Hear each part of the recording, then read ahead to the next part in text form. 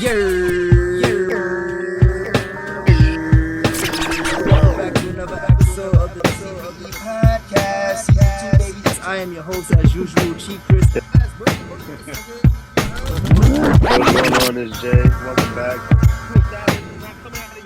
Yo, it's the most Waterfall Bill. Studio and make the greatest song of all time.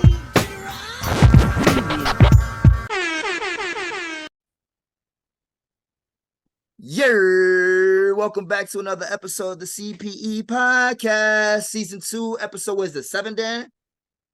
Yeah, I think so. Yeah. Episode 7, man. Episode 7, man. We are in full effect, yo. I'd like to welcome you all back to another episode. I am your boy, Chief Chris, a.k.a. the Creator Chaos, a.k.a. Mr. I Don't Give a Fuck, a.k.a. the Bronx Bushido. Yo, Teenage Mutant Ninja Turtles, they from the Bronx, you know what I'm saying? Another Bronx legends. Shout out to them boys, you heard? Oh, my God, a.k.a. Chief Himothy, a.k.a.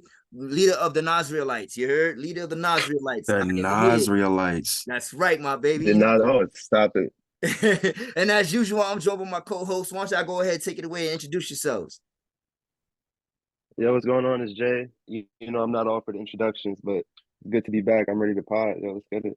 Yeah, man. We glad to have you back, bro. We glad to have you back. Yeah, we already finally came back. This guy took a little mini vacation. Hey, I was going through some shit, but I'm good now. You know, it's me. Same old Tate. I don't know. Vaudeville villain, some shit. This guy called me Danny Doom, so I guess that's a new one. You know, just here to pod. Danny Doom in the building. And today we're gonna have a roll-off one day. One day we should have a roll-off. You know that what? Danny Doom sound fire. Doom right there. Everybody Graham, boom, boom, boom. I'm ready. Oh, yeah. And we are You already joined know, by a man. special guest today. This is one of my brothers from the Get Your Bars Off podcast, Get Your Bars Off network. I'm gonna go ahead and let him introduce himself and let him do it justice. You know what I mean? Go ahead, my brother. Yo, what's good, man? It's your boy Ari Starks, man. I'm here finally on the CPE podcast, man. Ready to turn up with the brothers, man. Shout out to my home team. You already know my brother Loso, Get Your Bars Off podcast. Shout out Adrian Bradley, man. You already know Mark's pod, man. Come back with another one for y'all. You already know, man. It's get ready to. It's pod families out here, man. We like the mafia out here, bro. Like we moving and grooving, bro. They don't know, man. We about to run up on them, bro.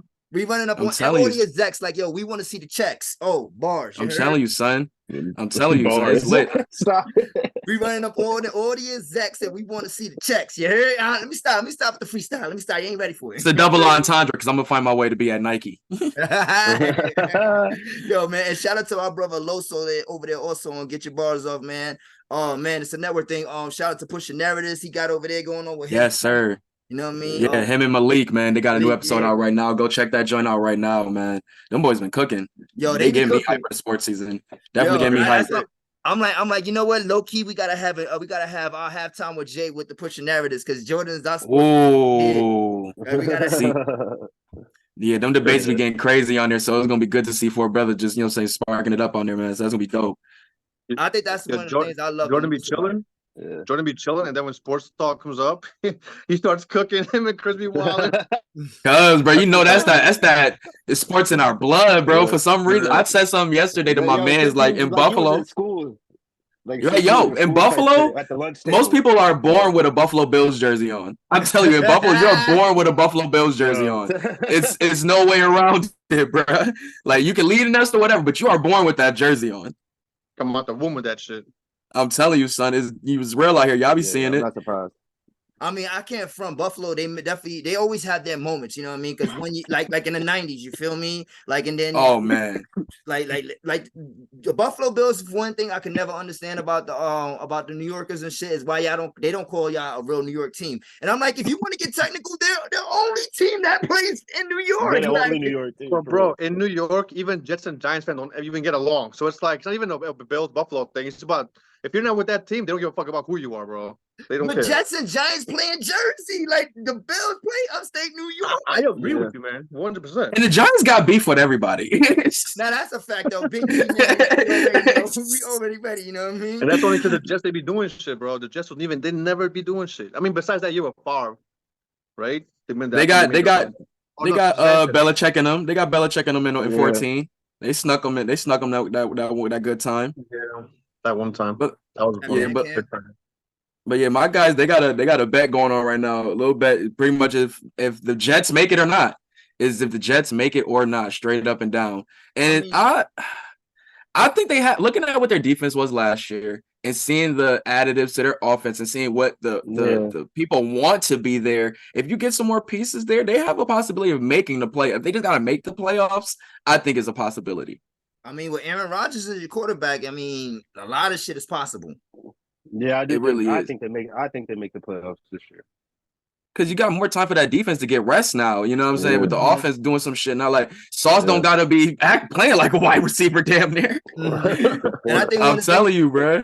And I think one of the things that having Aaron Rodgers as a quarterback too is, like you said, the defense get rest, but not only that, he really can dissect and pick apart anybody's defense. You know what I mean? Like he can give you a very long drive and eat like 8 minutes off that fucking clock. Like he's good for that things. You know what I mean? So like you said, that's important for giving the defense some rest. And if the defense show up the way they did last year or even better, Jets is in good position, man. Ayahuasca Rodgers is about to go crazy. Yeah, people are gonna be hyped, man. About the defense winning games. Defense don't gotta win the games for you. Aaron Rodgers can win the game for you. They need that support. They really need that support because that's all the defense in these days really need is just a supporting cast of an offense to be good. I still think you need a great defense to win championships in whatever sport. Basketball is showed, football is showed. That's a fact. Like it's still prevalent. You know, even though they don't get appreciated enough, but it's still prevalent. But you still need that good offense to complement, and that's all really like the coach he's already a defensive minded coach. So he doesn't really need to do nothing with Aaron Rodgers. Aaron Rodgers is gonna coach himself. He's gonna be the player coach pretty much on the offense. Pretty much, exactly. yo. Yeah. I mean, look at the Giants. The reason they won those 2 championships because the defense kept it close. And then Eli will come through in the fourth, win that shit. That's what the Jets could do right now. Can I be honest? I don't look at the Giants. My G, yo. I'll be real. I don't look at the Giants. Fuck the Giants. The Spurs. They always had a great defense. Then they got their offense, threes or whatever they're doing that year, and boom. Nah, that's a fact. That's a fact. Even when, you know what I'm saying, when the Heat had to get over that hump with them. When LeBron went into like defensive god mode in Miami, like it got scary for a lot of dudes. Yo, like they had to go. I'm telling you, they had to go get Kawhi. They had to go get Kawhi. Who you are? If you do, technical difficulties with Chris. Yeah, man. I thought I had a battle on or something. Like, do I got a battle rap joint on right now? Let me make sure I ain't tripping. Wait, y'all can hear me? Y'all heard that? Yeah. Oh, okay. Oh, so what was she? I'm screen sharing. Okay, my bad. Sorry, it was technical difficulties as usual. You know I deserve one at least every pod. I ain't even gonna hold you. But all right, let's get into this real quick and then we can get into the episode. Damn if you do, you can't please everybody. When I learned I can't please everybody, my life was great. I don't care what you think about me. Yeah, you wash, get out of here, suck my dick. I don't care, no homo. I don't give a fuck. Yeah. Because you can't let the world dictate who you are. Let's start off this episode by hey, yo, get the Ninja Turtle out the screen, bro. You muted, Ari. Okay, all right. No, go ahead. No, you good. I just had to get some Fonto. No, that's cool. It's cool. All right, cool. We good. All right, man. Let's start off this episode, like I said, by sending our prayers and condolences going out to Angus's Clouds, moms, his fish, and their whole entire family.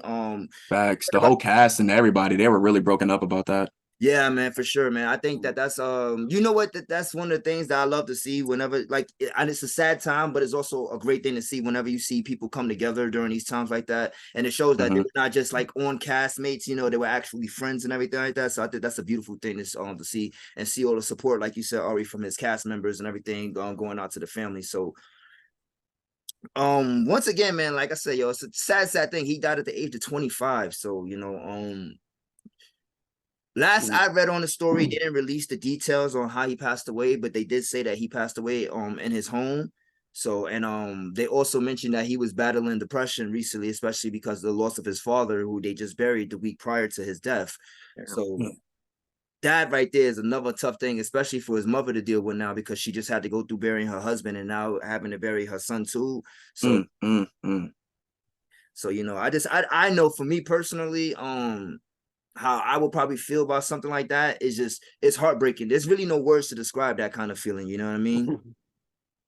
So Yeah. Definitely want to send Nah. prayers out to them.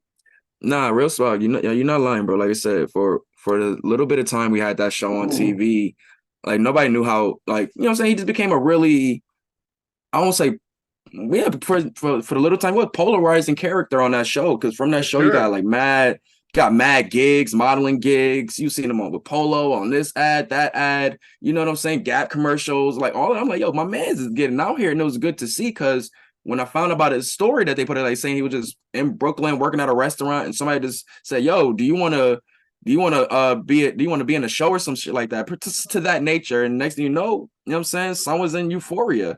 And to see where that goes to, that is just like, it was dope. You know what I'm saying? For anybody that have been in that position, that's a great thing, you know? But, you know, from hearing like the troubles that he was dealing with while in the midst of this stardom was troubling. It just reminds me a lot of like seeing a lot of those stars during the tabloid era, you know what I'm saying? Dealing with a lot of stuff while they were just flushed into stardom, and you just see all of their personal lives just being brought to the forefront and such like that. And it really sucks because these people be having, like I said, depression and anxiety issues and all of that stuff, and nobody to really counsel that stuff. Like it was saying that his former manager was like had left him because him like being not, and I'm not trying to talk down on him at all, but she was just saying the reason why she left and was kind of was looking at his new manager on why that person tends to always like find themselves next to stars that have depression issues, drug addictions, and such. When this same manager was managing Lindsay Lohan during her troubles, was managing I think somebody else that they said, but it kind of was the same cycle. But long story short, she was saying that he had a lot of anger issues, you know what I'm saying, cussing him out, bad drug addiction and stuff that she couldn't handle being around. And that just showed you how heavy it is when your own manager is like, yo, I can't even do my job around this person because it's just, the person is just so out of it right now, you know what I'm saying? So it's just like, it sucked to see that these people don't really have that help and all of that nature to really get them through that time when they are dealing with stardom at this time. You know, it's the same thing we see with the NBA or NFL, and when you want these rookies and such to be able to have somebody to just hold their hand through the shit, for lack of a better term, because that is really stressful when you transition it from just being a regular everyday common person to being this person of notoriety and everybody knowing you and all of these people pulling you, calling you, trying to give you money for this and all of that, whoop-de-whoop, which more than likely might just be fueling the vices that you ain't even be able to handle yet before you have to transition to this new life. So it just really sucks that we keep losing people to these same type of things when there's just nobody there to really help these kids in Hollywood, for real. Hollywood, the fast life, whatever it is you want to call it, but man, they need help out there for real. Not only that, I definitely agree with you too, especially when it comes to a lot of these young child stars who get into the acting business, you know, at a very young age, you know, and then like for perfect examples for people like Drew Barrymore, you know, the things that she experienced as a young child, you know, and then a lot of the people who was in the cast of the Outsiders movie. I don't know if you guys are familiar with a lot of this story, you know, but a lot of these young child actors, they get into the business and they don't have the proper guidance or the proper people around them, you know, and it is not to throw any shade on his managers or anything like that, you know, because I think it's more like a team effort, not just one person it should fall on, you know, because that's another part where it says like your parents and where their guidance at, you know. Another case could be like with John Morant and the shit that he was doing out here, you know what I'm saying, recently. Like, who's the people that's guiding you and trying to put you in the right direction and not try to steer you? Well, you know, you're the breadwinner, so it is whatever you say, you know. Sometimes you need somebody. Right. So I think it's important that somebody, and not just him in particular, you know, because of his tragic death too, but I think anybody out there, especially if you feel like that's your friend or something, you see them like going in a downward spiral, or at least like taking advantage of certain situations, you know, like it's okay to pull that friend to the side and tell them like, yo, you tripping out here, or whatever the case may be, you know. So, but in this guy's particular instance, you know, like I said, with him just dealing with his death, the loss of his father, which a lot of people have said was hit him heavy, you know. So I could just imagine I can't even imagine the position he was in recently, you know, before he tragically passed away, you know. So depression is a real serious thing, and I think it gets swept under the rug a lot, especially when it comes to men and their mental health. Sometimes people just don't want to really have that conversation about men. And I love whenever I see people, they like, oh no, I support men's mental health and everything like that, you know. I love to see it, but I really want to know, are you guys really out there really doing it? You know what I mean? Like, it's one thing to say it, is another thing to actually go through and follow through and be there for us, guy, you know, when they're going through their struggles, you know. And it's a crazy like correlation where it's like so many people wanted him to do a Mac Miller film, and it's just like, yo, it's like this is like some of those old weird like 90s mythical type stuff we would see in the music industry type stuff. Like that's just so, I don't want to say creepy, but like It is, dog, though. it's just like damn near like was like, remember how Heath Ledger was just like going, but he like the character of the Joker just meshed with where his life was so perfect. Like, and it was like damn near wasn't helping him because he had to go get therapy and shit. And it's like with if he was to take this role for Mac Miller, how much would this shit would have probably triggered him? You know what I'm saying? Like, because we've all known about Mac Miller's battles with his depression and everything and so on and so forth when it comes to him, you know, RIP to him also. And it's funny, I'm glad you brought that up too, because he was, that's what the rumors have been saying, that he was in line, that they talked to him about doing a Mac Miller role, you know, which in my opinion though, like, first of all, they look so much alike. And we already know his acting ability from the Euphoria show, you know what I'm saying? So I felt like, yo, this would have been a match made in heaven role for him. You feel me? Like, this would have probably been the one that like, yo, he's nominated for such and such, you know what I mean? And, you know, it's tragic because, like I said, he was only 25. So who's to say what his, you know, where he was going to go in life, you know? So that is just super tragic, man. I ain't gonna lie, bro. I think Euphoria should have gone and cut the cord on that show, bro. Like, it's just too much happening with that show, with the hiatus, the writer strikes, people losing actors, and people being on other projects. Like, it's just too much going. Like, they need to just let that show, because it's just too much happening right now. Where like horror actors are not there, the feeling is gone by now. Like it was a great run, but like my girl ain't gonna never be able to see why, you know what I'm saying, why he ain't pull up to the play. You know what I'm saying? Like, that shit fucks with me now. Yo, that's, oh man. Talking about the way, listen, if y'all ain't seen Euphoria, but yo, listen. I mean, you don't know why he ain't pull up to the play, so it's still like, you know what I'm saying? I got you. I hate spoilers myself. But we don't know. Spoilers don't matter unless you know what's going on, you know. And that's what we don't know. So that's a question that'll never be answered. Like, you know, like, unless they was doing shooting, because I'm pretty sure they did say that at one point, that they started shooting for the newest season, right? Or at least they said that it was a go for the newest season, right? I think after the strikes, they were talking about pushing that to 2025. 2026. Yeah. Well, yeah, the strikes is really fucking it up for a lot of people, you know, and a lot of things. Especially the fans, like, we get them, and listen, I don't want y'all writers to get mad at me, like, well, fuck you then. Like, nah, get y'all coins, y'all deserve y'all coins, you feel me? So I'm never gonna say that, you feel me? But I am, as a fan, very disappointed because a lot of my shows are not gonna continue or come back, you know what I mean? So as a fan, I can still be a little upset. But get y'all coins. I'm with you on that battle, you feel me? Deadline said that they the corporations talking about having to sit down with them, so probably in the next couple of weeks we might have some changes. I think that's very important for us going forward and everything like that. Well, for the writers block, I mean, yeah, for the writers strike, not block, sorry, writers strike. But yeah, man, they're definitely blocking a lot of shit right now. No, they definitely are, man. You know, but you know, once again, we want to end that off by just saying, you know what I'm saying, rest in peace to the young man, Angus Cloud. Prayers once again for all your family and your friends and everybody out there. You know, make sure everybody continue to hold each other down, you know, and be there for each other. Just support each other 1000%. You need that. We all love to see that, man. That's real spit. You know what I mean? But on to some crazy shit. Listen, Cardi B out here, she taking the Bronx with her everywhere she go. You heard? Like, she's not for play. She is not Bronx legend. So Bronx legend, you already know. BX legend in the building. It's Cardi B, you heard? Stop playing with me. Every episode is a BX legend we gotta talk about. I mean, listen, we talking about a different BX legend every other episode, bro. The Bronx, listen, it's not my fault. We're there. Like, we're there. We're hip hop. We're everything, man. You know, shout out to hip hop 50th anniversary too. We're gonna get into that a little bit though, because I last episode we did a rundown of the lineup, Dan, but they just updated the lineup, so now it's the final lineup. I want to go ahead and spit out before they actually do the event.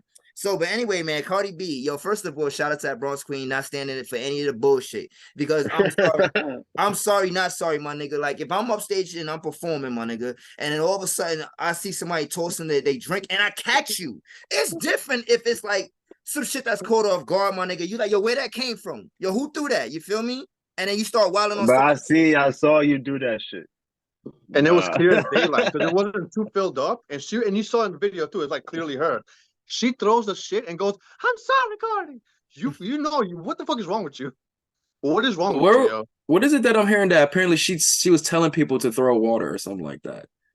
Am I the only one that's seen that report or something of that nature? There's like she was telling the fans to throw water. I heard something like that. I think you're right. But I don't like spray I'm not her throwing with shit spray out. her with water, like She probably said, "I'm hot. I want some water on me. Throw some water on me." But you throw the one with the ice and shit. You can't be throwing shit like that, bro. Oh Then no, the whole got water her hair bottle. did and She threw everything. the whole water bottle. Yeah. It was a cup. I think it was a cup. Yeah, she do a cup or something like that. Cause I seen ice chunks flying. So let me ask you a question, especially you, Ari, because I'm intrigued about what you just said. So are you on the fan side with this situation? I'm on the I think everybody confused at this point because if this report saying that she telling people to do, and I like what Daniel said, I can understand that because it's been a little brick. I mean, it's been kind of hot lately, so I can see that she performing, but then again, like you said, with the hair and all of that, I don't see why she would ask somebody to throw water on her. Like, and then the way she got pissed off and threw that mic, I don't think that was actually said. Like, I seen that was I was wondering if y'all seen it too, but I don't believe it's more so. I think she definitely got caught off guard and this went instant reaction, like straight BK shit. You know what I'm saying? They lucky Offset wasn't there. BX shit, you heard? That's Bronx shit, you heard? Oh, BK, I mean BX. I'm sorry. Nah. BX. We're not going to confuse the two. I know do not want to be next. But there's only one BX. I do not want to be next. But nah, son. But nah, son. They lucky Offset wasn't there. You know he be trying to sneak a motherfucker. Yeah. He be waiting to catch somebody, bro. But it was a female who did it. So I don't think Offset would have tried to like wow out on the girl. That video stays in my head rent free. He would have sent her like. It just missed, just missed completely. Like, yo, he would have took that dude piece off, bro. But nah, Cardi. I mean, I wouldn't be surprised though that fans still try to sue though. Because did anybody get hit by the mic? Yeah, but she dropped the charges from what I read. Oh, so she did drop the charges. Okay. Yeah. She don't want to end up like that. Don't want to end up like that Tasha B lady. That's a good point. That lady is out here damn near about to be panhandling the way she had to drop that bread, bro. Oh my God. And still talking shit. Like this lady is a nutcase. But that's another shout out to Cardi's team, my nigga, getting that shit done, like her lawyers and everything. Like she got they was not playing. Team, and like I said before, though, like you see, my thing is, like I said, you can't throw something at somebody while they're performing and expect not to have a reaction when you're doing it to somebody like Cardi. Like, shout out to Cardi and Jocelyn, my nigga Hernandez, keeping that same energy all the time. Now, I love Jocelyn. Yo, I love Jocelyn. Badass. Like, I'm not even gonna hold you. I'll take her any day of the week. Like, yo, what's up? Like, yo, she wilding on anybody for me. You heard? Like, stop playing. Yeah, she went crazy on the cops, and they was like, "Oh no, put her down!" Like, this lady is a woman possessed. No, it was like in the dressing room. Yeah, and then y'all see what happened with her recently at that fight. You know what I'm saying? When she with somebody backstage, you know what I'm saying? I can't remember who. Like, yeah, that was ill. Yeah, she was about that shit. She was with the shits, my nigga, and then she snuffed the homie and everything. She like, nah, what's up? Like, yo, get off me, my nigga. Like, yo, stop playing. Yeah, she was hot for like 5-10 minutes or some shit. Yeah. They kept like trying to move her. Yeah, and she's like, nah. And then she finally got free. I'm like, what's up? Like, shorty want to get it? Let's get it, and she got it. You heard? Like. No, I like one thing I'm gonna say right here on this podcast. We don't condone violence, but if you really want to get it, my nigga, I condone somebody getting snuffed before you shoot somebody. So I condone snuffing niggas. Like that's what I condone. You feel me? But like, don't because there's a lot of shit that end with gun violence when it can end with a straight scrap. Like, yo, let's get it popping, my nigga, and then we go our separate ways. You know what I'm saying? So put the guns down. If you feel like you got beef with somebody, snuff that nigga. Let it get it popping. You heard? Hashtag how many times we got to quote Sean P, man? Gangster rappers can't fight, so they rap about guns. That's a fact. That's a fact, man. You know what I mean? Yo, Jay, but how do you feel about the Bronx legend? Nah, I'd have did the same shit, yo. If I'm on stage performing, somebody throw a whole drink at me. Nah, I'd have did more than that. I probably would have stepped off stage. Yeah, for real. Security was on it. Yeah, Security was on that motherfucker instantly. Nah, that's And fact. it was clear as Yeah. day. It was her. It was clear as day. Clear as day. Like, yo, I see you. Like you said earlier. Like, yo, if it happened, you're like, yo, I don't know where that shit came from. But yo, I saw you do that shit. Yeah. Nah, fuck out of here. Where was she even performing at? I'm throwing the mic. I want to say Vegas, but Yeah, I'm not hold sure. on. They did say You the guys place that she was performing at too. Hold on. You guys ever seen the one with Ghostface? I think it was like Wu-Tang, like most of Wu-Tang, but it was definitely Ghostface. And some dude was talking shit, like a small venue, super lit up. And the guy was talking shit to Ghostface. And then the fans just fucked the guy up. Ghostface didn't have to do anything. You don't talk to the GOAT like that. Yeah. Exactly, What- man. Why do you go to someone's concert you don't like, bro, to talk shit? Like, don't get me wrong. I respect if you like don't like someone, you're trying to go see them, but it's kind of lame though. Nah, Yeah. you talk to It It you was talk in to Vegas, Dan. It was in Vegas.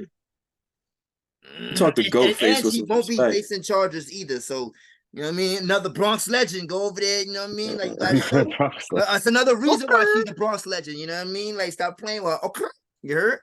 Oh The only shit. Bronx legend with one album. That sounded like Drake on the drum. He was like, grrr. Grrr. Okay. It's not Grrr. Yo, fuck, Grrr. sorry, you're right. Yo, he had me crying when I was like, yo, that's your gun. Oh, whoa. Mine's them is bugging. You know, but speaking of people who are getting sued and charges and so on and so forth, we got Lizzo out here. Yo, my nigga, first of all, I'm gonna tell y'all right now, Dan, you just timestamped it, right? You just yo, check this out. If you don't want to hear what I gotta say, skip this whole portion right now. I'm telling you right now, you heard? If you don't want to hear what I gotta say about Miss Lizzo, skip this portion right now, because I'm about to let it go. You heard? Stop playing with me. First of all, my nigga, I rocked with Lizzo when she first came on. Let's just start with that. You feel me? I rocked with her music. You feel me? That's like crazy. I might Why be would you hold. even admit that shit? No, Nobody rocked her music, bro. Y'all niggas ain't gonna front. Lizzo don't got no bangers. No. No. No. Don't make me play a Lizzo banger today. You heard? Anytime I've seen anybody play Lizzo, it was just the white chicks who played it. And like the white 30-year-old chicks. That's it. That's the only time I've seen people talk about Lizzo, bro. I ain't seen anybody else talk about Lizzo. Yo, Lizzo can That's talented. Her flute is talented. She's not Andre 3000, but she's talented with the flute. You heard? Like, she got breath control. I'll give you that. She got breath control. No, she good. She's good at that positivity pop shit or whatever that is, but that's not our demographic. Well, listen, I for one will say that Lizzo got some bangers. You heard? With that being said, oh Lord, Lizzo is out here moving crazy, my nigga. Lizzo's for the Essence Fest crowd. That's what she's for. She's out here firing women. She's out here firing women for getting big on her. While they're not bigger than her, she's the biggest one in the whole thing, bro. The other girls are not as big as her at all. She's out here letting them know, like, yo, if any body change goes on, my nigga, it's a wrap. It's a wrap for you, shawty. Like, nah, you're not allowed to get bigger. And according to let me pull it up, because there was a girl who's or part of the suit who says she admitted that she had an eating disorder before she was hired, and then she got threatened. Listen, let me look it up though. But while you guys go ahead and discuss it and everything like that, I just want to hear your point of view on certain things. Or this I just like the fact that the people who pretend to be like righteous and pro and positive everything are always the people who are the nastiest type of people. She's not guilty yet. The people that were on some interview and they were talking like they had like almost no substantial evidence either, but she's a little bit of scummy, you know. She's a little scummy. It just comes off that way. I never looked at her and been like, yeah, she's like nice or some shit. She always felt like a little like behind the back type of shit, you know. Who goes on IG live and starts crying? I feel so lonely in Los Angeles. I have no friends. all I do is work. And then I see these comments on Facebook and YouTube. If you don't like comments, you don't look at them. That's it. It's like, stop being a victim because you go out of your way to be a victim. You don't have to. You have a $24 million mansion. You work with Prince. You could just be chilling, but you want to cry about Facebook and YouTube comments? Like that Twitter comments? That's where we're at? Yeah. You shouldn't even be looking at that shit. Why do you care? And you The got all your purple fans in the page all never. the time, so it's not like it's just one way, you know? That's the thing, though. No, 1,000. Yeah, she's definitely bugged out. She's definitely bugged out. Also, let's also add in the fact that this is already starting to affect her in a major way because she's already lost 220,000 followers on IG. Yeah, bro. Damn, that's crazy. I feel like some people was ready to do this. Like they were either waiting to do it or ready for to. a reason to not like her. Yeah, bro. Like, and that's why I say the people who already wasn't like. That's why I'd say like commend them more because like at least they kept it tall. Like you got people that would say, like I said, on that fake positivity shit with that shit. Like, yeah, dog. If you knew it was fake, then why even rock with it? Or if you just, it's just, I don't know. But the stories are just weird and just disgusting. I'm still stuck off the bananas out the strippers coochie. Like, my nigga. Those memes are amazing, bro. Yo, the allegations that was made, like in this whole are crazy. Like, yo, he made them do so according to these women. And now, like I said, if this all comes out to be a lie and everything like that, then at the end of the day, I'm gonna take back some of the shit. I don't think it's a lie, bro. But this ain't no Jussie Smollett. Jussie Smollett. I think also the fact that she was sitting there talking about that that the dancers were saying that she made them perform like certain types of routines while they were overseas and shit like that. Like that's crazy, my nigga. Like, yo, shorty out here like with a whip on them. Like, you feel me? Like, stop playing. And bro, the thing is that in the entertainment industry, especially like dancers, they're the lowest totem pole in all of entertainment. That's a fact. So that happens all bro. There's stories about straight dancers who be sucking dick just to get certain parts and roles and shit. So this is also just a little tame compared to a lot of shit that gets worse. But at the end of the day, it's still not. We should not rock with it at all, you know. But this is just part of the entertainment industry that people don't ever talk about. And it's always usually the people who pretend to be super positive about shit. The fact that you said entertainment and not just like musical, because this entertainment can fall under the lines when it comes to actors, actresses, and anything in that sort that there's in any form of entertainment. So even athletes have been taken advantage of at points. So this is something that is just not okay. First of all, you know what I mean, like any of that shit. No, but also definitely not. Just the fact that like the person that you're supposed to like, if like I said, if somebody is wrong, then it's wrong. But at the end of the day, the person that she's trying to be, that she portrays herself to be, especially being a big influencer for the body positive of the bigger women, you feel me? Like she's out there like really like, yo, listen, it's okay to be this, it's okay to be a big girl and then show off your curves and all that. Like, and Batman love them big things anyway, so stop playing with me. Like, you know what I mean? But dog, I'm just waiting for Law and Order to recreate this shit, bro. I'm telling you. I'm telling you what I'm waiting for, bro. I'm waiting for Olivia to be sitting there with a banana and throwing it on Tutuola's desk like, what is this? Like, he want the Lizzo SVU. I'm telling you, bro. I'm waiting for it. They've given us classics of stories. When they have crazy stories like this in Hollywood, bro, that crazy motherfucker Dick Wolf. Well, I'm sorry, Richard Wolf. It's like, yes, his name is Richard. Yeah, I know, but everybody, it's crazy, Ari, too, because like, he is a rich motherfucker. Because I remember recently, Ice-T was on Drink Champs, and they was talking about the Dick Check Wolves and checks and everything, and he was like, yo, one thing about Dick Wolf checks, them shit's clear every time. That money's strong, you heard? Like, that money clear every time. He said, I get the same pay for 8 seconds and 8 minutes. He said, I get the same money. Damn. He said, them checks clear. That's fine. Yeah, that nigga's an evil genius, bro, with them shows, bro. So he's definitely gonna get the Lizzo joint. He's already prepping the story as we speak. He's the original, making a universe. He had all the Law and Orders and shit. Like, he's like what Sean and Marlon do for like Hollywood movies, he do for like Hollywood scandals. Yeah. Some of them episodes they will tell you it's based off of real life events. Like, some of the characters and the names are not the same, but some of this shit really happened, y'all. You heard? Like, they tell you this shit when the episode started. You be like, yo, and then it gets the fans sitting there like, yo, so who this happened to, my nigga? Like, yo, who really did this? You know what I mean? I remember they did the Chris Brown Rihanna episode, bro. I was like, yo, they done lost their fucking mind. they is in our business too much right now. Yo, get out of our business, y'all. Y'all fucking black demographics sitting at the table for them, my nigga. Like, yo, listen here, and they say you heard. When they telling them what happened, like, yo, so listen, check this out, you heard? Like, this went on earlier today, saying the hip-hop community, Dick Wolf was sitting there like, really? So Lizzo who? All right, we'll call her Schizo. That's nasty. Oh, yeah.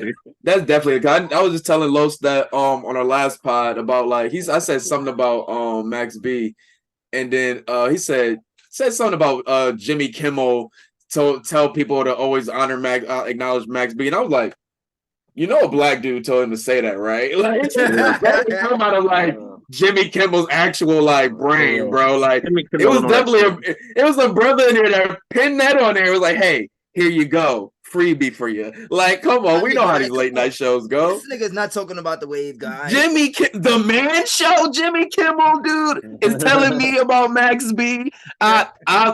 Please, sir, please enlighten me. Like, Jimmy Kimmel. Imagine that nigga come walking out of G's up and holds down, nigga. During that era, how crazy the Man Show was, I would not be surprised if Cameron or Jim Jones did not find that show some way, somehow. Them niggas was nuts, bro. The Man Show used to be goated, bro. I found that on my channels. Yup. What was it? Girls jumping on trampolines, just to end the show. They were bugged on that show. Shit, bro. TV in the 90s. They didn't care. They didn't care, bro. Mm-hmm. Nah, I don't know what's wrong with the executives then and now. The executives then, between now, I don't know what, like, niggas is just like, yo, y'all sons is way more pussy than y'all was. I don't know what it is, man. The ones that y'all done gave the company to, they acting wild pussy, man. Yeah, they failed y'all. Yo, because these little niggas, they grew up, they ain't get snuff. Otherwise, they have heart. Nah, real talk. If you get snuff, you get some kind of heart. Even if you kind of pussy, you still ready. Like you gotta understand, there's a difference between some pussy niggas. There's some pussy niggas who ain't never had nothing done to them, and then you got the pussy niggas who got beat up, but they know how to take an ass whooping. You feel me? And like some niggas don't know how to even get punched. That's real. Like they really like fumble up. Like some niggas who get their ass whooped, how they know how to handle that shit. You feel me? And then you got the niggas who fuck niggas up. You feel me? Like so, like which one are you? Are you the one that don't know nothing about? You want to get fucked up, but you still can fight back a little something, and then you the one that just fuck niggas up, like, you know, feel me? Like, and a lot of these little soft ass niggas are those. That last one, you heard? Just to let you know, we were still talking about. To let you know, fans, we were still talking about executives in buildings. that analogy were for men in suits. Well, I'm high as fuck, yo. I was just it's lit. Nah, son, but nah. Continue with yours. I was about to. I always find a way to go into a movie tangent. Yeah, because actually we was talking about the Lizzo situation. That's another thing too. That's where we got to where we at now.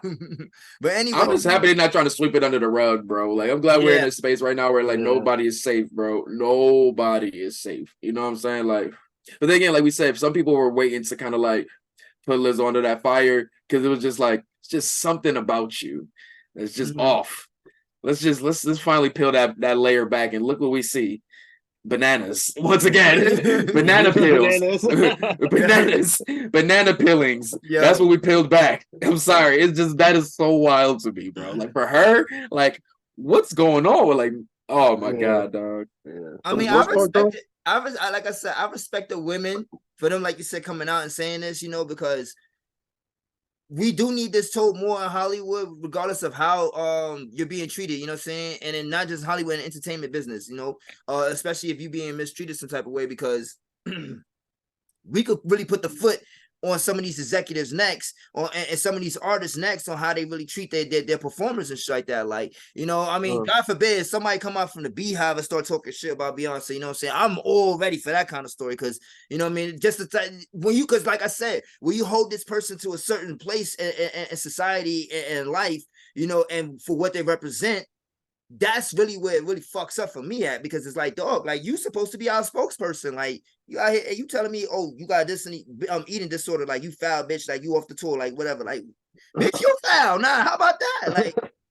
Like yo, let me eat, my nigga. You eat too, like obviously. Bro, you know when I knew Lizzo was full of shit is when I heard her talking about how she's trying to be like the role model for big women to be like sexy and proud of themselves.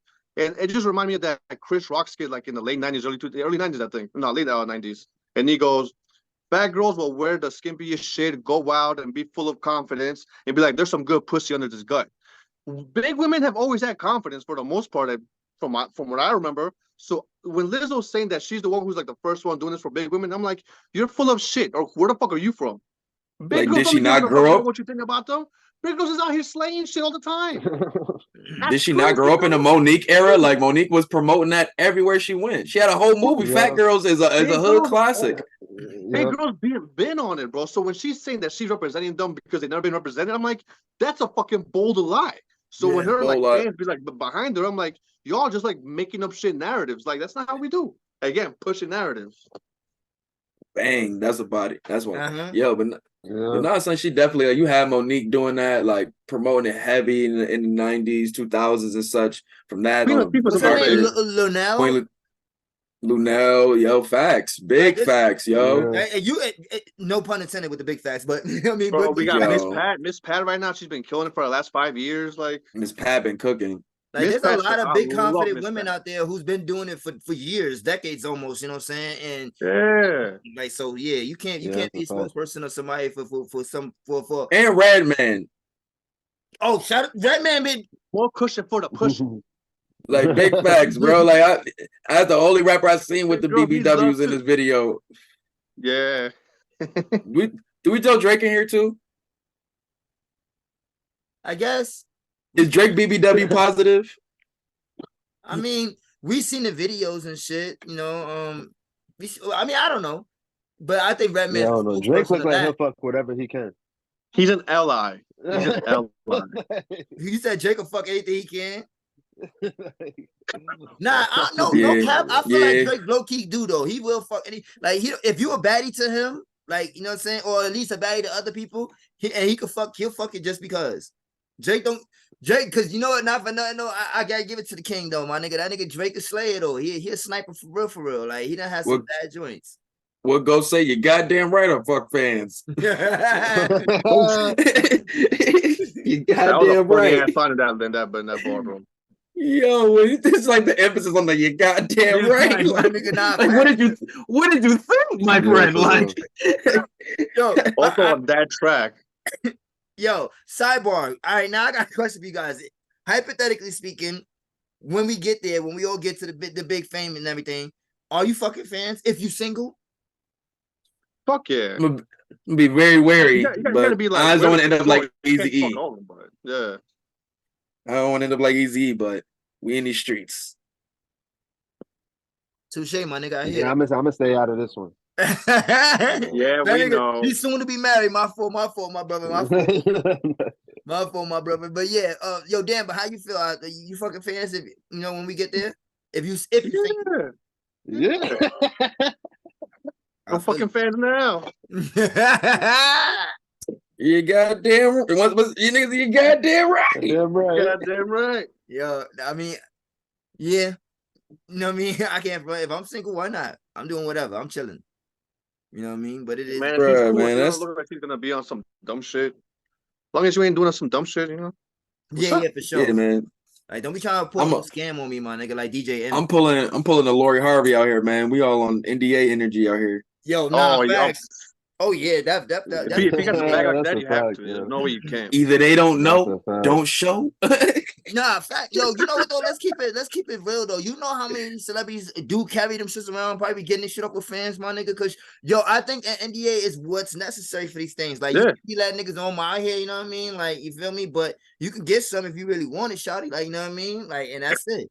Like nah, yeah, like don't be. We gonna sign this NDA real quick, you heard? Like that's it. But like after that, like. Don't be trying to text me, call me. Cause matter of fact, you're not even getting that far. You're not getting none of the math. Like my manager gonna have everything. Nah, the thing is, when you're traveling, you have certain girls in certain cities. Yeah, so that's like, listen, I'll talk to you when I'm back in the city. That's true too. That's another important thing, bro. You definitely heard about this too. You know, that remind me of the old Chappelle skit when he had the sex contract, bro. Yeah, that's pretty much what it was, bro. He's like anal with a box. Are we okay? Nah, my man was definitely Negro dominance for real, bro. Nah, facts, yo. Yo, man, but yeah, so anyway, let's just end it out with Lizzo. Yo, treat your people right, you know what I'm saying? If these women are keeping it real about what you said, man, pay up, shawty. Like, it is what it is. Like, don't drag it out, you know, do better, move better, you know what I mean? And really be that spokeswoman that you advocate to be, you know what I mean? Like, if this is true. If she's not gonna be that, yo. If she admits what she did and she tries to be a better person now, I'll 100% be behind that. You know, we say this like all the time. When this type of shit happens, like if you change who you are now, become a better person, you'll be forgiven. People will forget that shit happened, you know? But if you're going to continue being scumbag and lying still and shit like that, then go fuck yourself. That's why you forgave Mark Wahlberg, right? Mark Wahlberg? Mark Wahlberg. Yeah. Was that the 80s again? Yeah, y'all don't remember his whole. Anyway, we're not even gonna get into Yeah, it. that was the 80s. He was fucking Yeah, wild. exactly. Yeah, so Yo, like, Guru. Guru used to say how bad the Boston was with racist shit back in the day too. So Oh, that was like yeah. the 80s and shit. Yeah. that's what I'm saying. Back So then, y'all everything was forgave him terrible. because he played better with niggas. Oh my god, yeah. Again, Yeah. pushing narratives. Nah, I'm not pushing shit, my nigga. That's facts. That happened, yeah. This happened. This ain't a narrative, nigga. This is real life shit, nigga. But Hey, he's anyway, treating people better than Lizzo. I'll give you that. Mark how Wahlberg. you gonna tell me how them niggas felt? Like my niggas, you feel me? Like my niggas didn't like that. Those are my niggas, Mark. You better relax. You heard? Stop playing with me. Motherfuck shit up. Motherfuck shit up. What What? Mark Wahlberg do? What Mark Wahlberg do? Nah, where he catches strays right now for no reason. He's like, yo, cool with y'all now, chill, chief. Yo, name the episode. What did Mark Wahlberg do? Huh? Name the Name an episode. episode with the Mark Mark do? Wahlberg do. What did Mark Wahlberg do? We What gonna did put it- niggas do to make him that mad? Man, yo. Yo, but anyway, y'all. Yo, DJ Yeah, Envy Chris out don't here. even watch this man movies, yo. Huh? You don't even watch that man's movies. Who? Wahlberg? Yeah. Nope. So you never seen The Departed? You never seen Shooter? All right, so check this out. I ain't gonna lie and say, This one time, Shorty said I want to go. Say that I don't be watching some of them joints, but like some of them joints I don't watch. Nah, like I know you watched Uncharted. I've watched Uncharted, You just Here watched is the a one that came out classic. last year? Come on, man. but that was only because Tom Holland was in it. Oh, I come had to go on. support the Then you young have to watch homies, The like, Departed, bro. Every time Mark Wahlberg came on my screen, I asked him out. I'm like this in the movies, like, Yeah, okay. nah, he sound this. like Nah, Fear was fire. Nigga, like, yo, fuck out of here, you Boston. Which one? Yeah, sure. Fear, Boogie Nights. He got joints, bro. Boogie Nights, Yeah, nah, Yo, he do Boogie got Nights some is joints, funny as yeah. hell, though. I seen Boogie Nights when I was wild young, though. So that was before I heard about the I gotta rewatch that shit. You're right. that shit came Been out what the wild. mid '90s, right? Yeah. Yeah, I remember. Yeah, he was like a big thing at that moment too. Like, Mhm. no pun intended. Vibrations. Nah, yeah, nigga, that nigga. Vibrations. You know what was another one of my? See, no, we're not giving him his flowers. Fuck that nigga. Come on. I'm gonna get Chris a Mark Wahlberg shirt in the Vibrations video like this. Nah, So fuck you wouldn't even eat no Wahlburgers? Nah, not at all. Nah. I'm sick and tired of fucking burger places, bro. Like we already have good burger places. Yeah, just shout out Bumby and everything. Nah, I'm just I went to Wahlburgers. I jai want that trail burger so badly. I That did. shit look good as hell, yo. Even though I could probably make it Burger, bro. myself, but it's like I want that joint. Yeah. They already sold me on the experience. propaganda. That's what it is. I want Right, they That's what sold me I'm on saying. it. Like Yeah. I want to go. That joint looks really good. But no, I some of them like some of these celebrity restaurants be looking valid. But at the end of the day, it's not the phase you worry about the chef. At the end of the day, like when I seen a video, they showed the chef be getting it in, bro. Like that Yeah. dude, he goes in. So I definitely, I already know the lines probably be out the door for that shit now. Because you know what it is when it comes to these restaurants with big celebrity names attached to them, and it's important what you just said, Ari. It's the chef behind. Like the name brings you there, but the food brings you back. Exactly, bro. Like you could go And there for the experience, say, yo, I've been to Shanahan's, I've been to such and such, I've been here, I've been there, you know what I mean? Yeah. But like if the shit is trash, you never gonna go back there, like, yo, I've been there, but it was alright, you feel me? Like, but once you really fuck with something, be like, yo, nah, I've been there a couple times now. I rock with they shit, you know what I'm saying? So the chef is very important for these celebrities when they open up these restaurants and shit like that. Because if you got a trash ass chef, ain't nobody really going there. But That's a your fact. And make sure your customer service is good too. Don't be out here treating your customers like money bag, yo. Nah, facts don't. Nah, yo, for real. Like customer service, yo, you really gotta. You poor blacks. We don't serve you. Yeah, man. Tell you something, it was bugging out, son. But nah, man. I mean, at the end of the day, like I said, I live in a city of amazing food, so I don't gotta worry about stuff like this. Yeah. But I you know what though? I've been to Buffalo a couple times, but like, so I know that the city is nice out there and everything, but like nothing takes away from New York City's cuisine. Like the city life, like I think it's just because it's just so diverse when it comes to everything. Like, you know what I mean? Like I've been out here to Colorado, and one of their main staples out here is like Mexican food. You feel me? So like, I kind of miss like the diversity, like I said, when it comes to New York City in general. Like, There's Mexicans in Colorado? bro. Yo, bro, it's mad Mexican spots in Colorado. Yeah, they be everywhere, son. No cap, my nigga. Mad Like yo, Mexican it's spots. they city out here, my nigga. But yo, but anyways, let's move on to DJ Envy and his scammer life, my nigga. And his, Envy. What? yo, you know what I mean? Ari, I know that's your Scammers, boy. DJ Envious. Fuck. DJ Envious. I know that's your Yo, boy. he had Ari. the worst drop ever, bro. Nah, I was pro Ross during this shit. Me Nah, and I- Loso Oh, was yeah. crying, laughing, watching them videos, The bro. nigga said, yo, You yo, cannot Mike, t- you come work for me too, man. There's nothing Envy's ever done that makes me like the guy. I don't hate him, but I don't like him. Dead ass. I I never never seen the mixtape. Right, as the mixtape never really like circulated towards my ear. Like That's why He yo, was not the- he a DJ. Like Yeah. I ain't see The one song, he's got like one JD I ain't song. see that was nothing from my exclusive. man. Gotta Yo, remember his nah, shit nigga. from, that's it. You know what it is, Jay? You probably wasn't outside when them shits was coming out. The DJ Envy. Like he had his own like hitting, tag and everything, my nigga. Like he dropped some joints. But we not gonna shit on Envy's mixtapes like they the trash and shit. Come on. Yeah, but nobody said like, yo, you heard that new Envy? It wasn't like that. Nah, that's true though. That's true. We You know? It wasn't like a That's DJ what I'm saying. Like, Clue. it's not that I don't like him. It's just I never really liked him to begin with. Yeah, it wasn't like So, it was like- a DJ Clue or a Kick Capri tape or something like that. Like, you know, some of these other K DJs. Slay, R.I.P. Yeah, K Slay. K Slay dropped anything. I was on that shit back in the day, bro. Yo, K See, Slay. these are all motherfuckers I heard of. But Yeah. I even heard it. DJ I even knew Come on, I even bro, knew that DJ nigga- Felly Fell.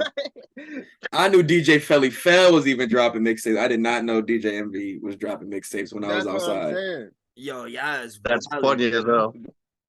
I'm being real, That's what I'm bro. saying, bro. It was just y'all two niggas because y'all are in the city. That nigga was not popping nowhere else.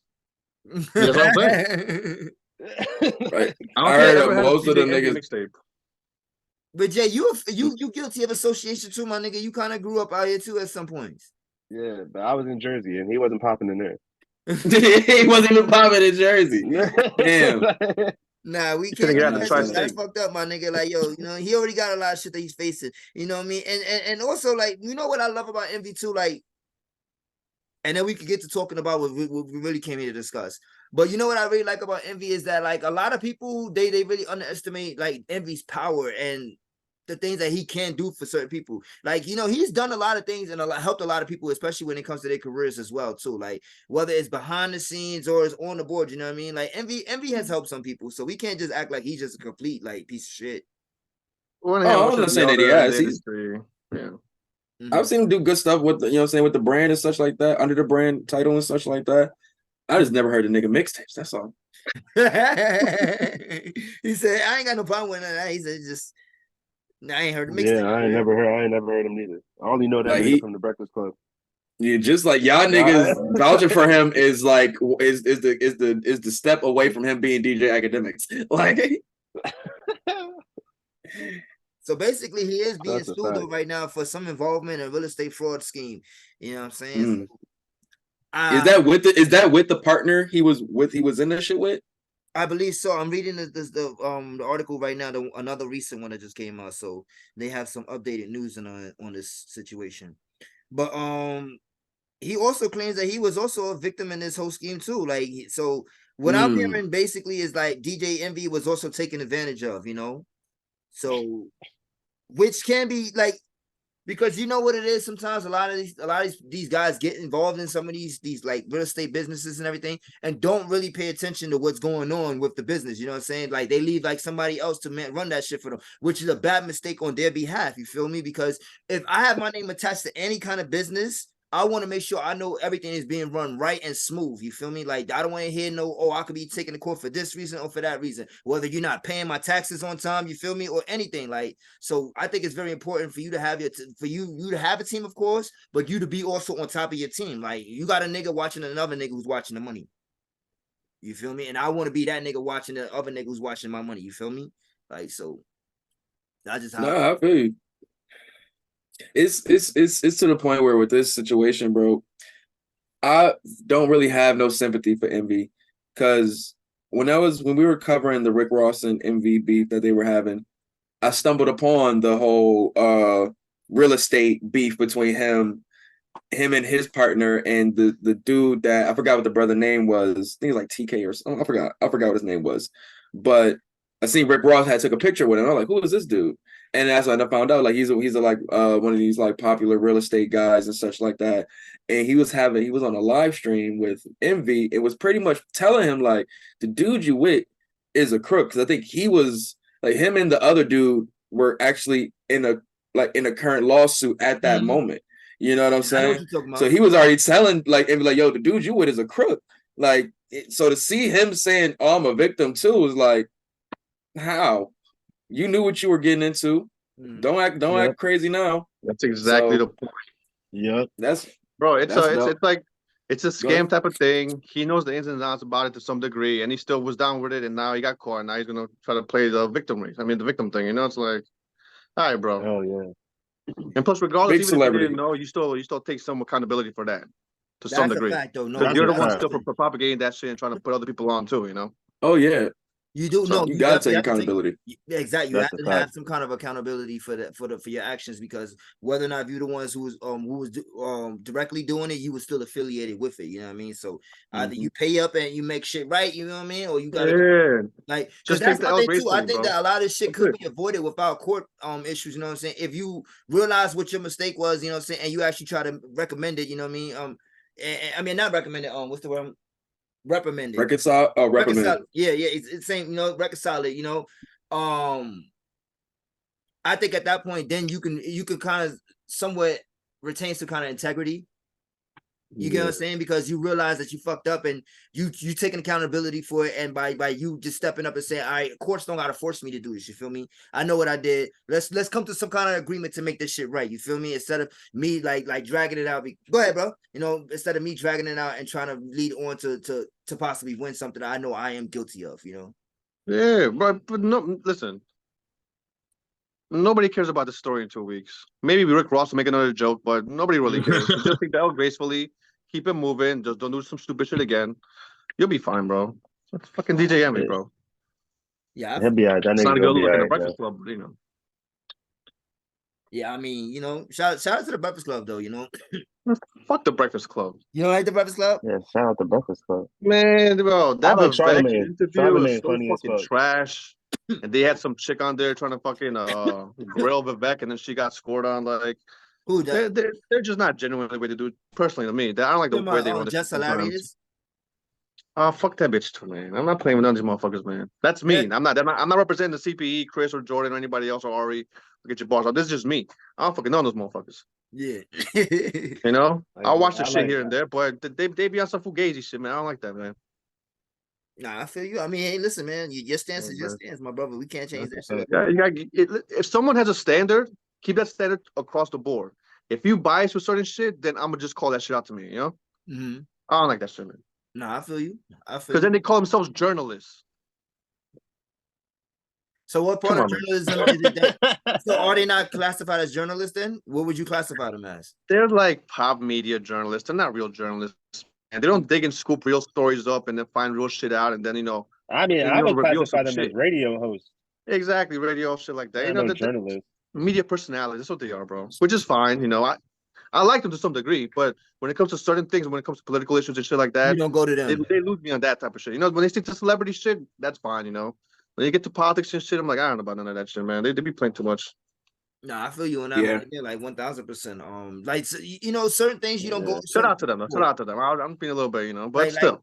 Like certain people, you don't go to certain platforms to listen to their opinions about certain things. Like for instance, like I don't go to Drink Champs to think he's gonna have fucking Obama up there talking about the Yo. but that would be crazy. That would be crazy. Nah, because some people really would expect that though, bro. I mean, out of all the you really gonna have it that. would be him. Out of all the platforms, it would That be would Drink be a Champs that he's still up crazy there. episode. But I don't think You'll have the barbershop conservatives trying to be like, yo, nah, bro, but speak on this. Like, and can you imagine Obama saying it? Oh yeah, man, I used to fuck a lot of bitches back in the day, man. He said, like, bruh. I know likes to ask people, oh, was you a finger popper? He's like, so Obama, Mr. President. Yo, oh was my you a finger gosh. popper? And Mr. Obama look at him and he's like, Nori.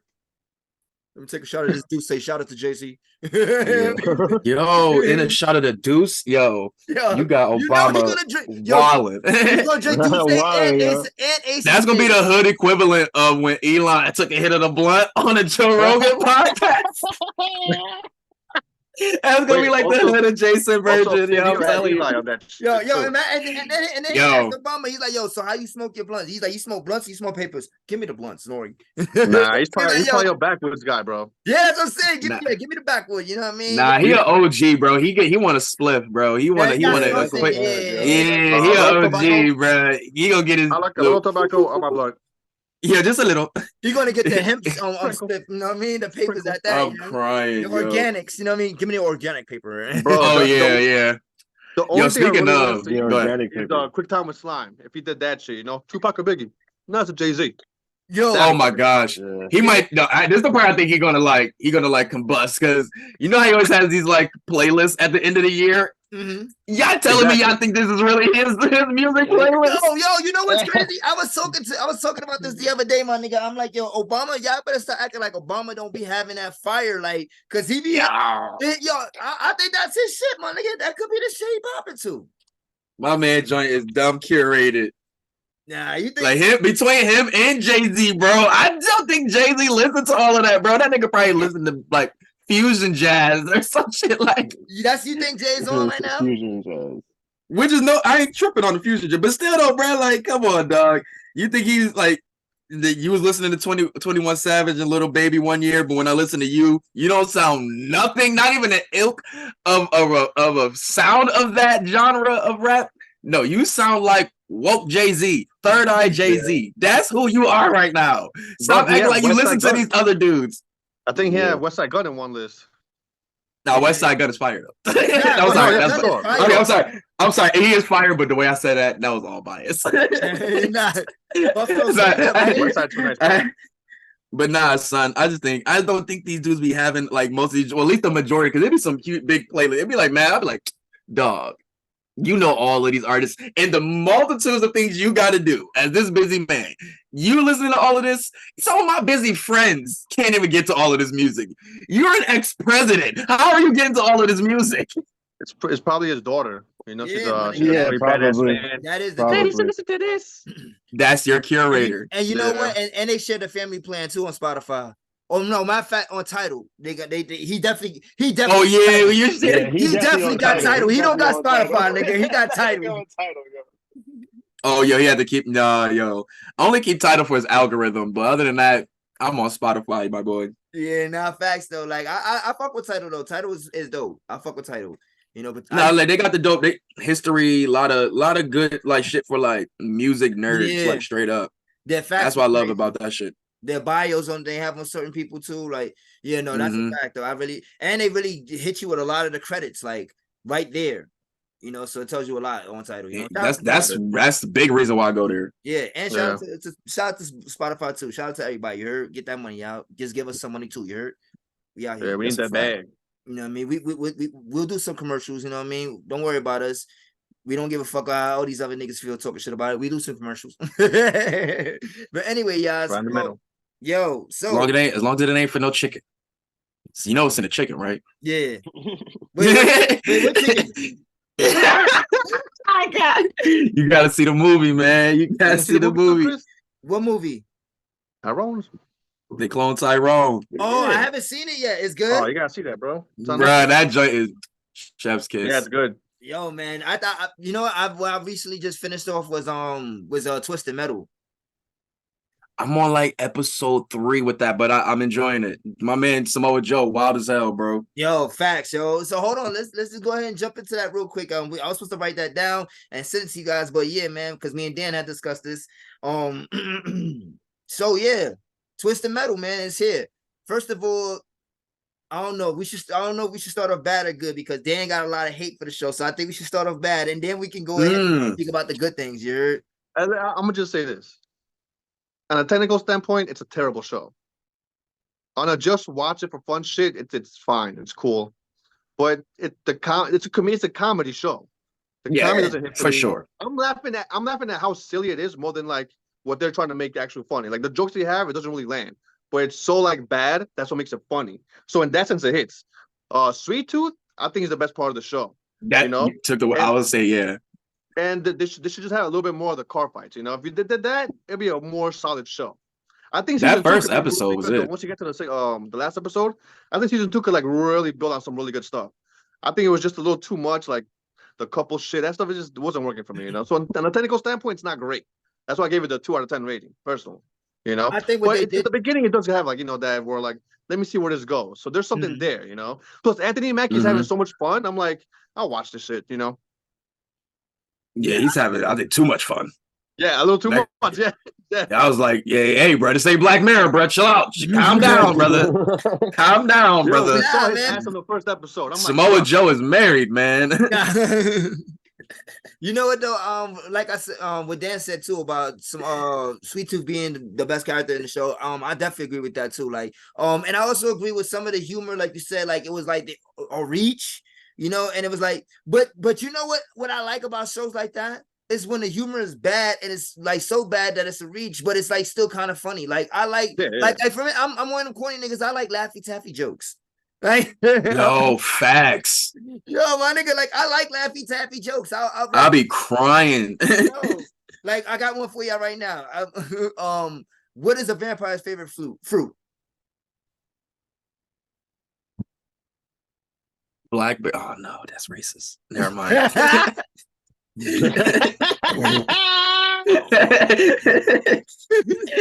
No, can't go there. Can't do that. Never mind. That's Blackula. That's Blackula. Never mind. You said Dracula. No, not Dracula. Nah, what is it? Vampire. Oh, vampire. The answer to that question is blood orange.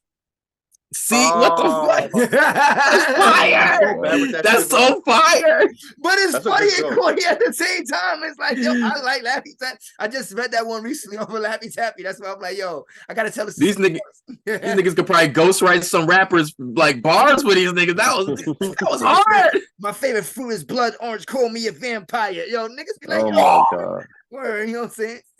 Healthy bars. You know what I'm saying? Like, yo, I think West Side Gun could do that bar. No. 21 Savage. Larry June. Yo, because he looks like a vampire. Larry June, you know. Yo, I'm fucking dead. So this nigga. Yo, because 21 really do look like a vampire, bro. Nigga like 21. Yo, the fangs and shit. Yo, teeth look wild sharp, bro. Well, never mind. He got the chiclets now, so you got the veneers. You know what I mean? Yeah, he got the chiclets. The chiclets. He got the chiclets. He got the chiclets now. Because, bro, ever since I seen Roman Reigns with them, I was like, oh no, those are the chiclets from now on. Nah, facts, those are the chiclets, bro. Those are the chiclets. But nah, bro, like it's I'm good with all the corny stuff with like that stuff. For me, it looked like they really kept it like it felt everything from the video game. It really, they just took the video game and gutted it from it and everything from it, whether no real modernization other than camera, and just put it in like, you know what I'm saying, on TV. Like from the jokes, from the character, everything feels like Sweet Tooth feels like Sweet Tooth from the video game. Yeah, you know what I'm saying? Like this feels like I would see like the first scene from the movie. I mean, from the show feels like exactly out of the video game. Like they're driving throughout the mall. I wish it was like a little bit longer. Like I said, I wish they had more driving scenes. Yeah, like they could really like they spent the budget on that first episode, damn near. I think that's been a lot of people's gripe though too, is that they should have been more car scenes. There should have been more action with the cars, which is something that make it 5 episodes, 6 episodes, and just really put them when the meat and potatoes of the show could be a banger, you know. But I think what they did, but instead of them doing that, I think they focused a lot more on characters and the character development also. But the character development but at the end of the day, them being a couple doesn't really hit.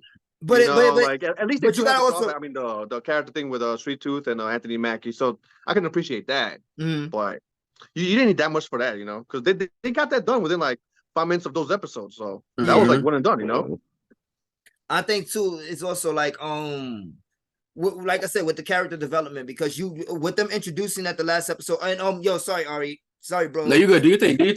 So I think with them introducing in the last episode that now going into the next season that there's going to be the tournament base now. I think you had to have a story for each character and the reason why you putting them in this tournament now, like so they can't just go. I think it was great for the build up for the ending of the season for the finale and for them to lead into the premiere for the next season. You know, whichever hopefully by next year, give or take with this writer strike and what's going on and everything like that. You know, but that's another show that I'm gonna be pissed off it doesn't return quick because like it's a new show, so you don't want it to lose its fire. You feel me?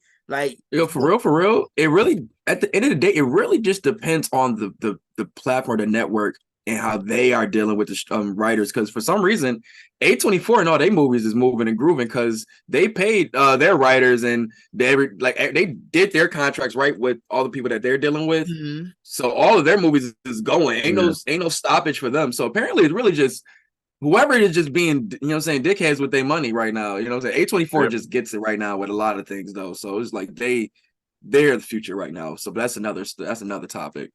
That's but another dog, thing too. Because ahead. we're speaking about different networks and shit like that, and whether or not they keep it moving. Because I've heard about some late night show hosts and everything like that. Their team saying that they paid their people. You feel me? That's the reason why some of them stopped for a couple weeks, but then it picked back up. Because even with some of these shows, like I said last week, like MasterChef, and then like Dead City, which is the new Walking Dead. Walking Dead. So you familiar with it, right? Yeah. So yeah. This one right here, with this one coming out and everything like that, like some of them stopped for a while. Like I ain't gonna lie, like there was no new episode for like 3 weeks, and then I know where they started coming back again. I'm like, they must have they probably was holding that shit. Like, yo, listen, we can't bust our load right now. You feel me? Like we don't know how long this shit gonna go on. So let's hold on to a couple joints, and then we hit them back with it. Oh yeah, now we back in motion. You feel me? So that could be the case when it comes to a lot of different companies who not really speaking up about this situation. You know, like the niggas like, yo, we got our peoples. I don't know about y'all peoples, but our people Disney. Yeah. Like, yo, for real spade. Take care of your why peoples, Disney always be the worst, bro? They just be the worst in everything, bro. Disney, AI, Paramount, the fucking all CGI of shit. It's like, bro, you have all the money. Yeah, you lost money on Disney Plus, but just cough some money out. Pay, just. Well, you know, they said they act like they took their L's in COVID, just like most of the companies did, and they was trying to get their money back. And people follow suit of what Disney did by firing their, you know what I'm saying, staff, just like Disney did. And motherfuckers is getting on their ass about a lot of this shit. Not saying directly because of the firings, but that along with just the change of the movie industry, like it's just mad stuff that it's just chickens coming home to roost right now, for real. This is a culmination of things. And motherfuckers is like, once you see the people, you know what I'm saying, know they worth and stop halt, bro. It always starts with the people, bro. You always gotta keep it when you keep it. I don't say grassroots because we're still talking about a lot of, you know what I'm saying, Hollywood with this capital. Yeah. But at the end of the day, a lot of these people are just trying to get a dollar for their, you know what I'm saying, family at the end of the day. You know what I'm saying? Do what they love. And I gotta respect that at the end of the day. You know what I'm saying? You wanna get respected. And I'm not about to let these capitalists in these buildings just think they can just change a whole art form that America's been building for hundreds of years, not just hundreds, the world of film for real. Even though we're doing it in America, but this is something for the world of, you know what I'm saying, film to be looking at, you know, because you probably could be dealing with this in Europe and seeing it in other countries and such. Whoop. So hopefully they have these talks and we can get through this such, because I'm ready to see some change happen in the movie industry, bro. I'm sick of remakes and repeats. People saying they're not liking this new Teenage Mutant Ninja Turtles movie, and this is about the umpteenth remake that they made. If they seeing that's bullshit. That's I don't know, bro. Like 90%. Yo, 3 people I've seen so far. Not even talking about like I'm just surfing comments. I just seen like on my local timeline, and then 2 guys in my chat. Like all of them, they both said 3 of them said it was mid. I don't know why, and they just going off the street. Like what they told me was, they said this is not presented for the adult fan of the Mutant Ninja Turtles series. Yeah, but this is like to introduce. That's what I said. This kind of is like introduction to a whole new market. And when you say like that, I can understand that because niggas is every movie feels different now. Niggas is afraid of change, and that's what I'm gonna say. Because let's be honest, my nigga. I don't even want to get into the Turtles right now because I just seen it. It's fresh on my mind. I literally just came back from the movies watching that shit. You know what I mean? Shout out to everybody, you know, all my family. But either way, yeah. So that movie's great, but I don't want to jump into Turtles right now because you know what I mean. Like I want to give people the opportunity to watch it, but definitely don't listen. Whoever said that shit was black, that shit is actually really good. I'm not even gonna lie. And for people that's complaining about it being different, I think that's great for a story. Like if you want to start something new, you feel me? You got to start from the beginning somewhere, right? So you got to have them. They're called fucking Teenage Mutant Ninja Turtles. Let them be like every time we've always seen them, they never really gave us teenage vibes. They just gave us niggas. They was grown ass men, bro. They gave us, you know what I mean?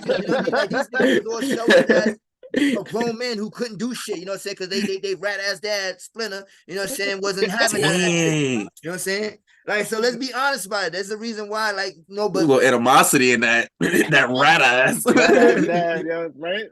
Rat ass. Crazy. Nah. Ain't no beef for Splinter. I fuck with the homie. You heard? Like, you know what I mean? But either way, though. this one is giving them like they're actually kids and teenagers in this one, so I think it's great. Like for a new, like yeah, man. I don't want to get into because that shit is amazing. If you guys catch it, we'll watch it next. We'll discuss it next week. You know what I'm saying? But anyways, though, back I'm to have to catch that joint.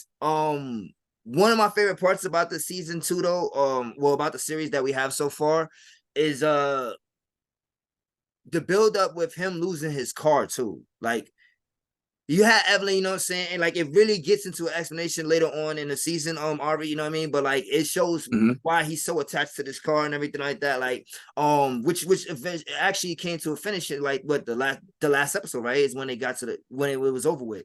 Where didn't he wake up from the explosion in the car? Back memories. Yeah, no, that's not even the case. Like he had woke up. Okay. Like, no, from another car though. Like he found the car that he has now. Like he had another car. He woke up an explosion from it, you know what I'm saying? Like, and that's why he doesn't have no memory of everything. And then he later gets his memory back too, you know what I'm saying? So like I said, I think it was great how they was it's lit. Into it, you know what I mean?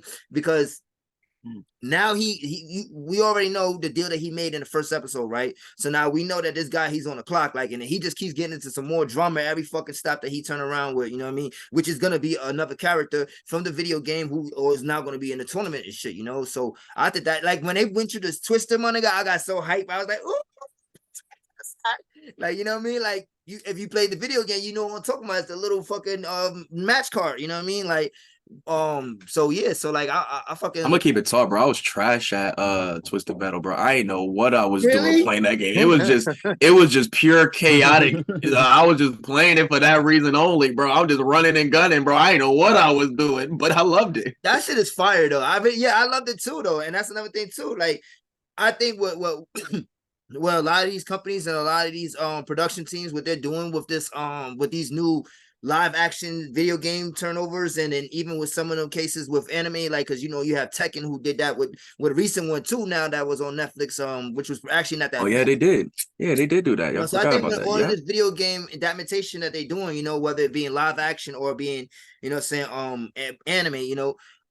But to a certain degree, they're getting it right, man. Because I remember back then, a lot of shit that they were trying to do like that, it was super trash. Like the very first Dragon Ball Z that they ever tried to do, you guys seen that shit. I know a lot of people hated the first Super Mario Brothers movie, but I'm a weirdo, and I love that movie personally. I thought it was so creepy and weird and dope at the same time. I'm like, this shit kind of hard. Like, I don't know what it is. And I was a John Leguizamo fan. Right? Oh yeah, I was a John Leguizamo fan. He couldn't do nothing wrong to me back then. My nigga, yo, I ain't gonna lie, I like that when they shrunk the little nigga heads and everything. My name yeah, bro. I knew a nigga in the hood that looked just like that nigga, bro. I swear to God, bro. I swear to God. Nah, so I like what they're doing with this shit. You know what I mean? Like they did one. Yo, bless a nigga and give a nigga a Far Cry game, bro. Ooh, you know what? That's a good. Far Cry 3, 4, 5, 6. Six was a movie. I don't care what nobody say, but them stories be fired. What's life? I like Far Cry series, man. People gonna say Grand Theft Auto. You know, I think we get Grand Theft Auto with every hood movie that come out, nigga. Yeah, but if they really do one like it's like a fresh story that has like what they do, like give us little Easter eggs and such like that, like a story separate from all of the movies, but they all have Easter eggs within the movie. You know, like that could be dope. Like what they kind of did with the Mario movie. It wasn't like a specific video game, but you got Easter eggs from different video games. That like it just makes it so like but that's the easy tropes of what they do now, but that's cool though. Like that's fine. Let them have the nostalgic part. That's cool. All I'll be mad is like you can have that for the bit, but let the artists have that new creation too. Let's have some fresh and new, and you know what I'm saying. That's why I like that movie. What was it called? Free Guy. Oh yeah, where he was just like he was the NPC character. You know what I'm saying? It's not no adaptation really of a game, but it's kind of like it reminds me of like the Wreck-It Ralph game. I mean the movie. Whereas like this is like we're gonna implement the second one where they implemented the breaks the internet, all the different implementations of all the different video games and like pop culture stuff in it and such.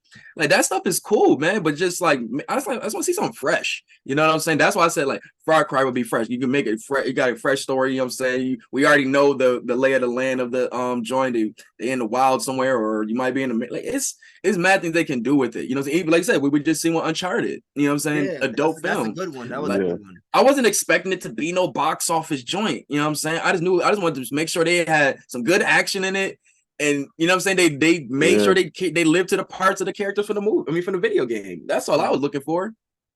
I'll be down for a Horizon games, movie. You know what I think we need also for A Horizon movie. Which one? Horizon Dawn. Oh no, that movie that game would be was sick fire. itself. Wait, aren't we getting a Gears of War movie? That's always been in the talks, I think. I always heard talks about that. I remember it was supposed to be like Batista was Wow. supposed to be like one of the leads in it. Oh, I that know would make Batista sense. was. He looks just like the motherfucker. Yeah, you might as well Nah, he go with does though. Batista. He definitely does. I definitely didn't hear about this. But I would Yeah, like I to see definitely that heard shit right about there. that. Gears of War. I think they've been I trying would to make love that to movie see for a while. Devil May Cry. That'd be fire. Devil May Cry. Oh, yeah. Done right, I think it would be fire. But who would be Dante and who would be Virgil? I think Virgil could be like fucking Leonardo. Yo, that joint would be crazy. Leonardo's not gonna do that shit. Yeah, because I don't think he's like he could do the part. And Unless the fucking the script is fucking fire, like on some classic type fucking like, then maybe. And But honestly, to be honest, though, they might not even go films. Given with the success of Last of Us, they might go series route for real. Like what we just see with Twisted Metal, they might just say we go the TV route for real, for real. And shout out to The Last of Us. That Especially if God of War does good though too. If God of War is good on Amazon, Yo, that's what I was gonna say next. If Yo, good, who would be new era, bro? Who would be Kratos though? I don't know. I don't care. Old man Kratos better be Triple H. That's all I say. Old man Kratos got to be Triple H. That's all I ask for. That's all I ask for, bro. Let him redeem himself from Blade 3. I don't know if I trust Triple H in the God of War movie. Look wise for sure. Look wise he's got that. Maybe Vin Diesel. Well, apparently that's what they did with Sweet Tooth. They did that with Sweet Tooth, where it was. They did the voiceover, and I ain't gonna lie, I thought it was Joe for a second until my man was like, "Yo, no, that's not him, bro." And I had to really listen. I was like, "Oh shit, it's not." And I was like, "Oh, that's fire." But kind of creepy, but it's fire. Dude is like is a dude from what's that show? That comedy show? Is it BoJack Horseman? I think he's in that too. It's like the white dude. I forgot the guy's name, but it's like a funny comedy dude. He's got the nice voice from though. Like you would not expect him to sound like Sweet Tooth like that. He did a good fucking. Oh, I gotta see him. I gotta find out who did the voiceover. But yeah, man. Yeah, that would be a good route, man. Like they got a lot of options, man. Like it's the space is open, you know what I'm saying, for different markets. It could definitely be heavy with shit like this. You could have an Oppenheimer, Barbie, and a a Twisted Metal or Last of Us and all be successful. I think that's dope. I think The Last of Us really, really like set the tone this year though. So I don't think when it comes to a lot of these other video game shows that's coming out, I feel like a lot of people is gonna hold it to The Last of Us standard, which I don't think is fair because The Last of Us is just a different story, you know. Yeah. That's true. But I Will think Arnett. Wait, what is that? Yeah, that's BoJack. That's BoJack Horseman. That's the voice of Sweet Tooth. Yeah, that dude's getting crazy with the voice acting, bro. He got that. He got the Reese's commercial too, bro. He got that joint. Is that my son is on right now. Sweet Tooth in the show is like perfect. Like he's just as crazy and everything makes sense. But the body language with the voice was perfect. You didn't even know there was a voiceover, bro. At all. Anytime Sweet Tooth was talking, it never felt like it, bro. That was really good, man. Yeah, exactly. That was really good.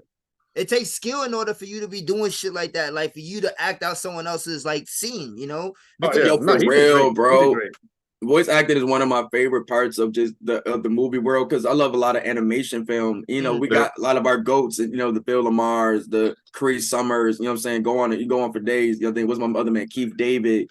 Like it's so many great guys and women, bro, that they knock it out the park. But when you see on the other level, the Robin Williams and such like that, like it's so many great people. And when you see them really in the studios and they just be giving it they all, like when I seen the joint with Lil Wayne, bro, for the Boondocks, I was like, yo, when you really having fun with the character, bro, you can cook with that joint. So you can tell when you are a fan, dude. Like most of us grew up with Twisted Metal. We all love Sweet Tooth. So when you get that shit, you gonna go in, bro. And he knocked it out the park, bro. That's another one on the list for him.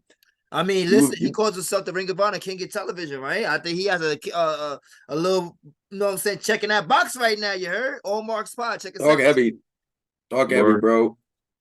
Yo, but yeah, man, like shout out to Twisted Metal, bro. That's it's a cool show, man. I haven't found too many like things on I don't call it Peacock app. I just call it the NBC. The NBC app. The NBC. Right. Thank you. So you on that bandwagon too. I knew I gotta tell my man Cole we not alone in this world. Like, Nah, No, bro. you When they definitely came not. out You and said they're gonna definitely name their not. shit That shit is Steve the whatever, I'm NBC like, app, nah, like, bro. bro, that's not the name of your station, bro. It's NBC called app, bro. NBC. Like, what's wrong with y'all? Y'all bugging out, bro. Anyways, They're like, not jacking the nah, they don't content. have too much. Yeah, Come on. see, man, come on, bro. Like, see, man, it's just too foul, man. But nah, man, I think they have too much content on there that way. Like other than WWE, I don't be really watching too much on there, bro. Like they The have, only I think thing I they did have watch is the like John. soccer, and then they have like the movies they get. You know, like Mario right Yeah, now. but they is on took it the and stuff John like Wick that. series off there. They Yo, took but they John Wick have off there. Bel So Air. Chill, like they got Bel Air too. they do. They do. Bel Air is a I like. hell of a I do show. like Bel Air. I do Hell like of a Bel Air, but show. they do got good horror films on there. But I've been on Paramount right now. That's where I've been Yo, chilling. Paramount has a Paramount- lot of good You saw the shit on Sylvester it. Stallone joint? Which one? Which one? The Sylvester Stallone What's it show. called? This where he's in Texas, right? Yeah, have you seen it? I gotta start it because I just finished. I just Bro, got it and I that shit finished is the Mission amazing. Impossible series. It's great. I gotta watch It's that fucking joint, great, bro. I binged the Yeah, shit out of that shit in one day, bro. It's great. oh man, You're I've gonna always enjoy wanted to that see him shit, in a bro. good like Italian flick. Like Copland was cool, but Yeah, I've been waiting to see him in like a real good joint. Like he bro. deserved that one outside He the has box so of much films. fun in the show. You're gonna enjoy the shit out of it, bro. Trust me. Really? Nah. Yo, I've Yo, been it's really looking for good. something. I've been looking for something that. What kind of a show is it though? What kind of a show is it though? We talking about? So he's like a Right, mafia right. dude. Went from New York. He took some time, so he was like in the joint for 20 years. And then when he comes back, they sent him to like Oklahoma or some shit. So he's there like Oklahoma. starting some shit up over there, you know. But it's like it's a little fun, but still like a little mafioso. But it's just like a good fun show. I get it in Oklahoma. Yeah, that's just funny as hell.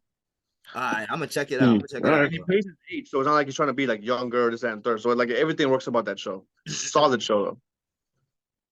Yeah. Yeah, for sure, yo. Anyways, let's see what else we got over here, man. Because we weren't even supposed to jump into Twisted Metal, but let's kind of run through some of these joints so we can get ready to get to some of the good shit. Let's see. Let's talk about we was talking about men's mental health earlier, you know what I'm saying? Another point that I wanted to point out is that so Method Man's been quite frankly, he's been open about how he feels about being a sex symbol to the women, you know? And he's also going on to because see, this is the thing about it too, is that women love to say how men sexualize women, right? Or we do this and we do that, you feel me? But I don't think it's really spoken about how women do the same exact shit to us. And I'm not saying it's right on either end, and it's because it's wrong on both ends, you feel me? But I think that when it comes to these men's mental health and shit in that nature, when we talk about it, it's not talked about a lot or enough, at least. And I think us, especially being four gentlemen, you know,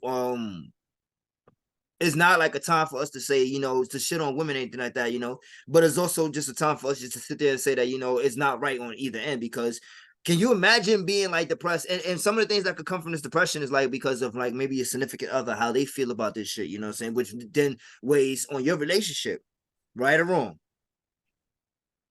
No, that's true. I feel you. So Of course.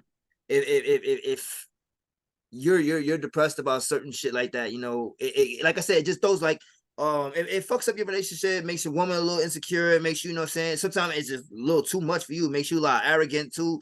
Like it could come with so many different things, you know, because we've already seen the ones who think they're just too bad for everybody, you feel me? So but anyways, so yeah, so Method Man, like I said, he opens up about this shit. Given his age too, like, can you imagine how it was like growing up back in the 90s compared to now? It's a whole, bro. It's a whole different ballgame when it comes to like fandom back from then to now. You know, now everything is really like people are still being able to get in contact with you, but now it's mostly through the internet, you know, and being flooded with shit like that, you know, someone's constantly in your DMs and shit. So his situation reminds me a lot of the D'Angelo situation and why he went on his hiatus. Where he felt like he was being like superly over sexualized by the women in his concerts and such like that, or just in general, to the point where like, you know what I'm saying, he was being literally forced to take his shirt off at concerts. You know what I'm saying? Like, and dog, like, you know what I'm saying? We seen how, you know what I'm saying, guy, he gained weight over time, all that stuff, whoop-de-whoop. There's like a lot of stuff going through with him.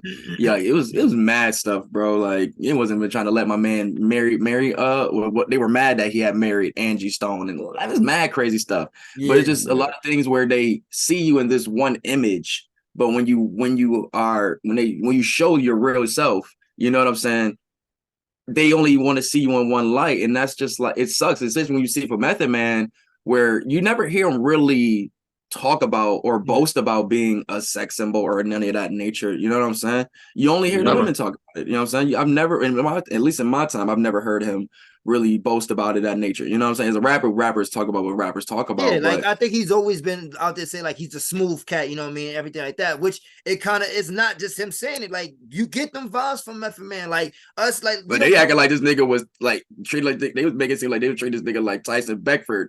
You know what I'm saying? Like in the 90s. Now you talk about Tyson Beckford in the 90s. He was Mel Fabio. You know what I'm saying? So to think like, you know what I'm saying, for a nigga that's just coming from the hood, probably just fucking on some random hoes in the hood and shit, and get to this place where you got all of these women pulling at you, that you got your, like I said, I was saying, like we did something earlier, you got your own vices you're still dealing with that you still ain't be able to really handle before you transition over. You ain't got nobody to really delve into because it's an era where nobody really talks about this type of stuff. And it's like you said, when you say, I wonder how it wasn't like, it's, I think this was a very closed-minded time, bro. Like if everybody was like, no, you got to be like this, you got to be like this, yo, you got to do this for the ladies and all of this, whoop, you got to play this image, you know what I'm saying? Imaginary players. Back then, those teams are very sick for those type of shit. You know, let's just talk about the B2K incidents. You know what I'm saying, and the shit that they had to go through with Stokes. You know, like so. But we're not talking about that situation. But I'm just saying, like, there's a lot of times where managers and everything like that take advantage of you and tell you got to do certain things, you know what I'm saying,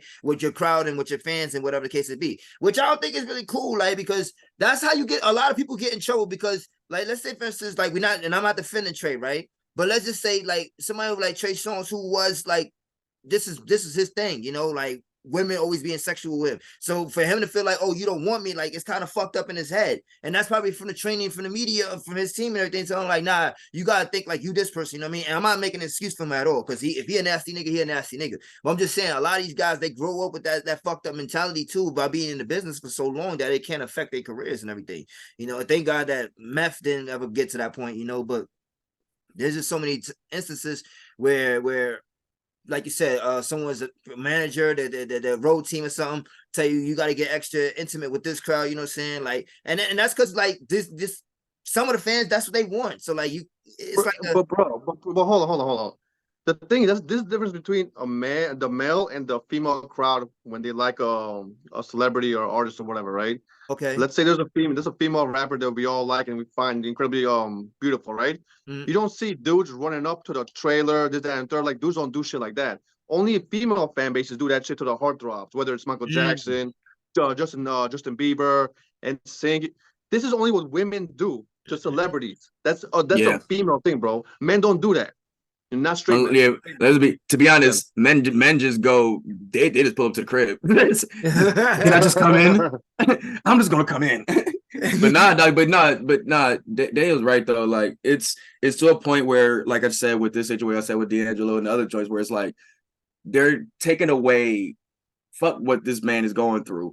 I'm here for my, you know what I'm saying, whatever desires and all of that such to be. You know what I'm saying? Tease, whatever, boop de boop in this at this concert. Do music, all the touching the hand, whatever it is. You know what I'm saying? And you know, hopefully they can possibly, not all of them, you know what I'm saying, but you know, the ones that are, hopefully they can possibly, you know what I'm saying, get with them at the end of the night. You know what I'm saying? I was just about to say, you're not knowing these motherfuckers don't want that. Some motherfuckers don't even want that shit. Some motherfuckers do, because they feel like it's part of the life. But some motherfuckers who got their shit straight, bro, they know what they want. They like, bro, that's not me. But then you're gonna have a motherfucker that's gonna be, that's probably part of your entourage. Bro, what's wrong? You don't want no, you know what I'm saying? You gotta be checking the entourage sometimes too, bro. You gotta be acting that shit on. Yeah, because niggas love to clown niggas if they don't want to fuck with nothing. You know what I mean? Like, I'm just over here to vibe and chill, my nigga. Like, and then you got your niggas like, oh, what's up with this nigga? Woo, woo. You know? Yeah, son, peer pressure like a motherfucker. Like, yeah, you're right about that too. Look at what happened to Justin Bieber, bro. When you see that clip, that video montage of all those times that he was being sexualized by every type of celebrity and interviewer, they think it's okay. It's okay to treat a man like that. But if it was the opposite way with a female thing, it'd be a completely different thing. Interviewers couldn't get away with half of that shit. They got away with Justin Bieber. You know, that's another double standard. I seen that clip that you're talking about, Dan. I think you sent it to us, right? Yeah, I think so. Well, I mean, that clip is just nasty, bro. This was crazy. I'm like, damn, I didn't know that shit definitely was even crazy. A grown man. Think about that, you know? And as a man, we don't talk about our fucking issue. We're not going to be like, I'm sad right now, leave me alone. We're just going to say, leave me alone. So then they think that we're just being bougie or whatever about anything. Or But we be gotta like, be yo, awesome. damn, too many bitches want me. I'm sad. Like, no nigga, no motherfucker in life is gonna say that. You know what I'm saying? It's obviously deeper than that, y'all. It's We deeper don't than take it rap. serious. It's We don't deeper take than it rap. serious. You know what I'm saying? But it's real though, 'cause like I said, it's deeper. It's so Right. much deeper than that. You know what I'm saying? As he's talking about stuff that's probably delving from home. You know what I'm Yeah. saying? His just Exactly. street life, Mix of shit, like yeah. just They so only much see you different with stuff money that. and you as well. Right. No, this groupie, I can't talk to her about this stuff. You know what I'm saying? Like, she don't Yeah. care about none of that. Like, You don't that's care the about big my little thing. cousin Like, and them. this gets tiring after a while. It gets boring. Like, you said Yeah. 50 Cent say, yo, between 2003 and 2005, I've seen every vagina I can ever see. You know what I'm saying? Yeah. Like, bro, it's like after a point, like it's nothing else. Like you done had it's like, bro, I'm good Yeah. after. You I don't just go want to men, live a like, regular like, life. after a Yeah. point in your guys' lives, pussy just became just pussy. You didn't even care anymore. Yeah, that's Bro, a fact. you just You'd like rather you just have a want day something. of peace than get some extra pussy. Like it's just pussy. I don't give a fuck. When you get to that point, it's just like, and now imagine for a celebrity who gets pussy thrown at them at an early age too. You're like, Oh my God. That'll be like Chris Brown just be like, bro. I remember the one girl was climbing over his gate. The nigga was standing here. I thought the nigga was on a sniper rifle on her, bro. Like, My this bitch nigga. get any closer, she gonna get hit with a yopper. Like, And the thing about that, ain't no groupies over here, nah, son. These Yeah. psychos. bro, no because that groupies and the allowed. thing It's about Chris fine. Brown, my nigga, that's happened to him multiple times where women have tried to break into his premises. You know what I mean? Like that's what I'm saying. That also goes on the factor too. Is like, yo, my nigga, yeah, y'all gotta chill out because like we humans too, and we don't like same way how y'all women always talk about, oh, don't sexualize me, you know what I'm saying? Don't objectify me, Same thing you doing with us men too. So we all gotta play equal when it comes to that shit and not try to. And the difference is all women sexualize themselves more than men do. You know, like.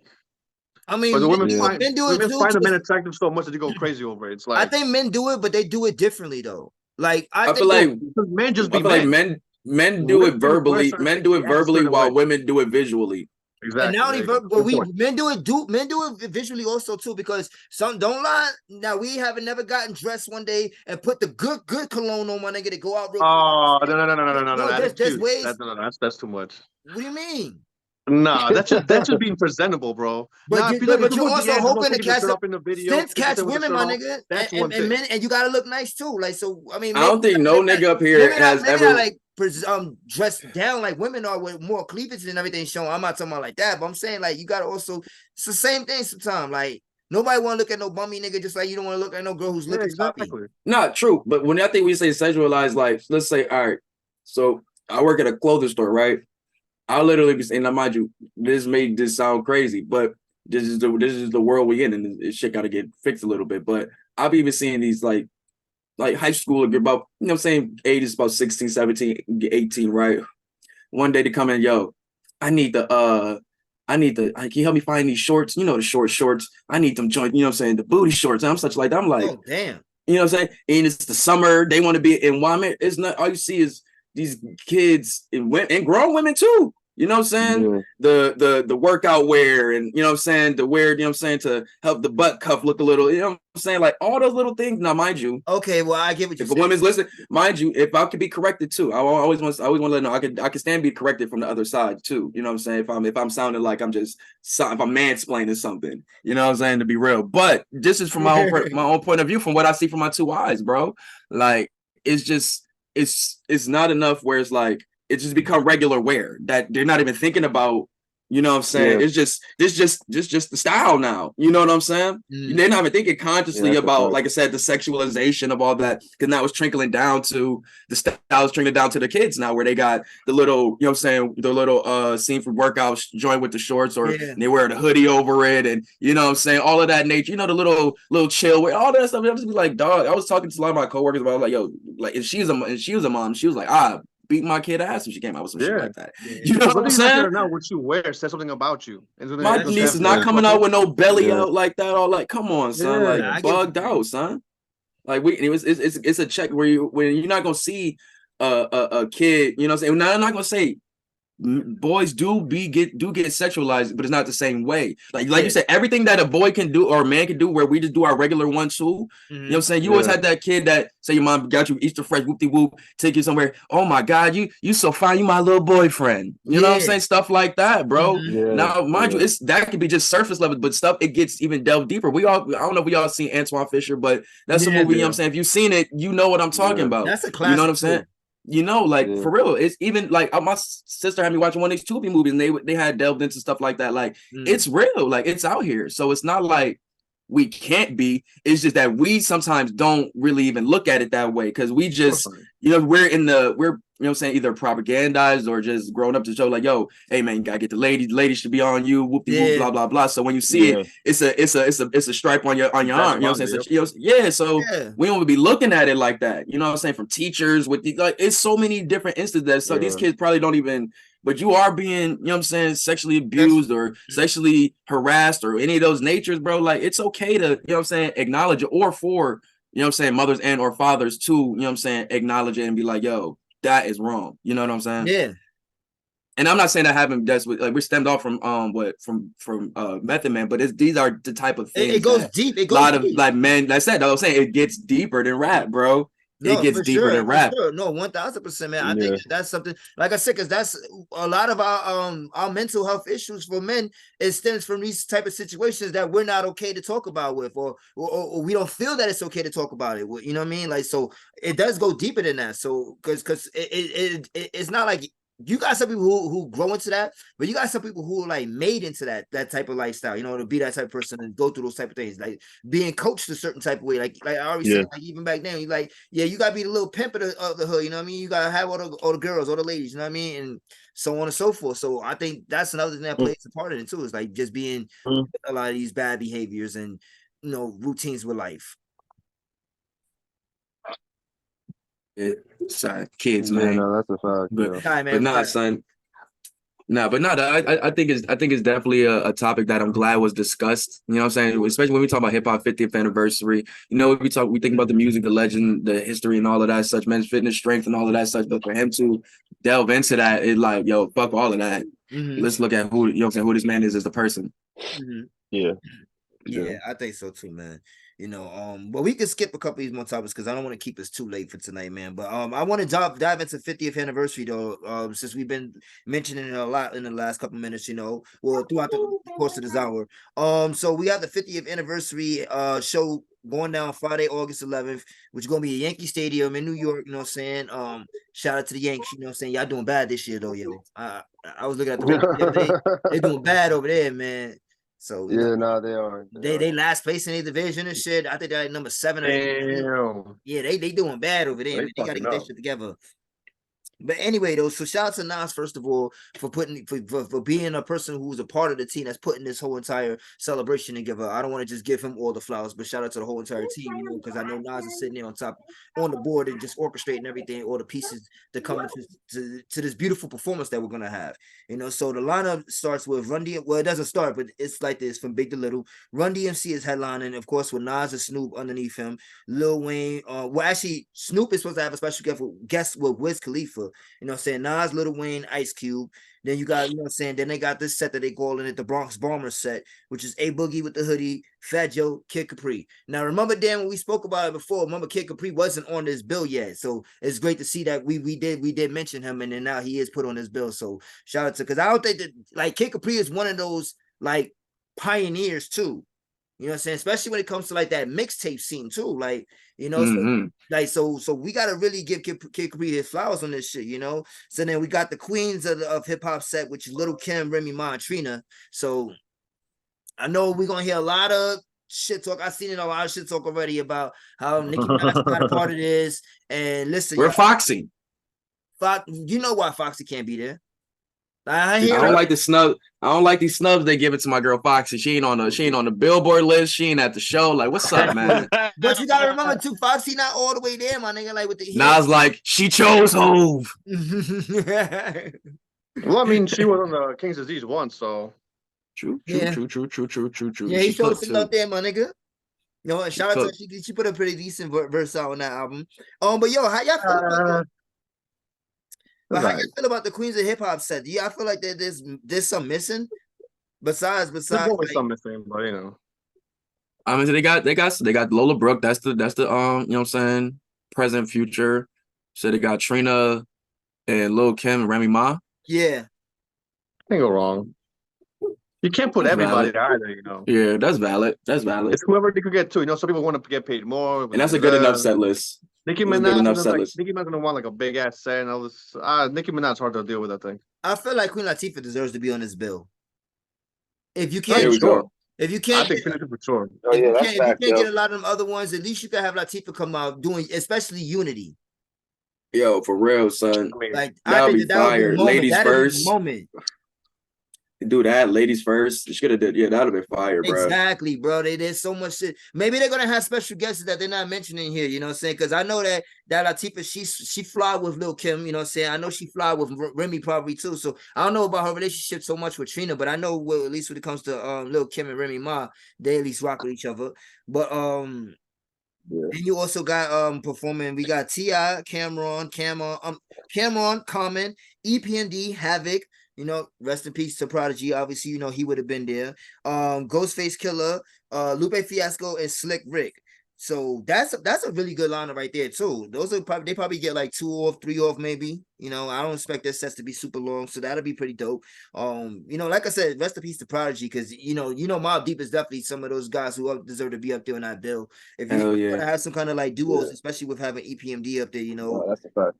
So I mean, then you got for the Pillars of Hip Hop set, which is DJ Kool Herc, Cindy Campbell, Grandmaster Caz, Curtis Blow, Melly Mel, Roxanne Shante, Scorpio, and the Sugar Hill Gang. You know what I'm saying? And then they also say more to be announced. So this is not even a final set then, because I just checked it out earlier today too. So and 11th is this Friday. So like I said, there's gonna be a lot of special guests coming up. You got Lil Wayne there. You know there's no way in hell Wayne's not bringing Drake on the stage. Yeah, that's a fact. Bro. I mean, there is a way he could not bring him on the stage. It's very possible. Hold on, you think Drake, Lil Wayne's protege, will not bring him up there for the 50th anniversary? 50th anniversary of hip hop. Bring Nicki Minaj. Yeah, nah, Drake and Nicki Minaj are gonna be there, bro. That's gross. I'm just I saying. mean, I'm cool. I'm cool with Drake. There. I wouldn't be mad if Nicki missed it. Then again, it's like she is a vital part of them 2010s. Let him do just one song. What's that song? And just come here and do come here and do your mixtape shit. That's all I want. You know what though? And then that'll be a perfect way for Queen Latifah to come out, my nigga, and her to throw out Unity for them. And they just squash right there. Kim and Nicki, it's over with, all right? This decade, it's over with. You know what I mean? Sure. Yeah, I know I could dream, but I'm just saying though. Yeah, I was about to say, bro, you goddamn, you damn near Sandman at this point with that dream. Shit, fucking dream, bro. Mr. Sandman. That's Chris at the wishing well. Nah, facts. I'm telling you, son, yo.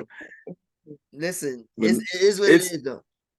You know, Nicki, man, she beefing with the next ones up. She don't give a fuck who coming up. She don't give a fuck, bro. It started with Kim. It went to other people. That's my girl Lotto. That's what you should say. Get my girl Lotto on the card. You think Lotto deserves to be on there for the Queens of Hip Hop set? Bro, she won a whole rap tournament to become like where she at now. Like I think JD put her on. Like, you know what I'm saying? She's not like, you know what I'm saying, just any like random, you know what I'm saying, female rap star and that just came out of nowhere.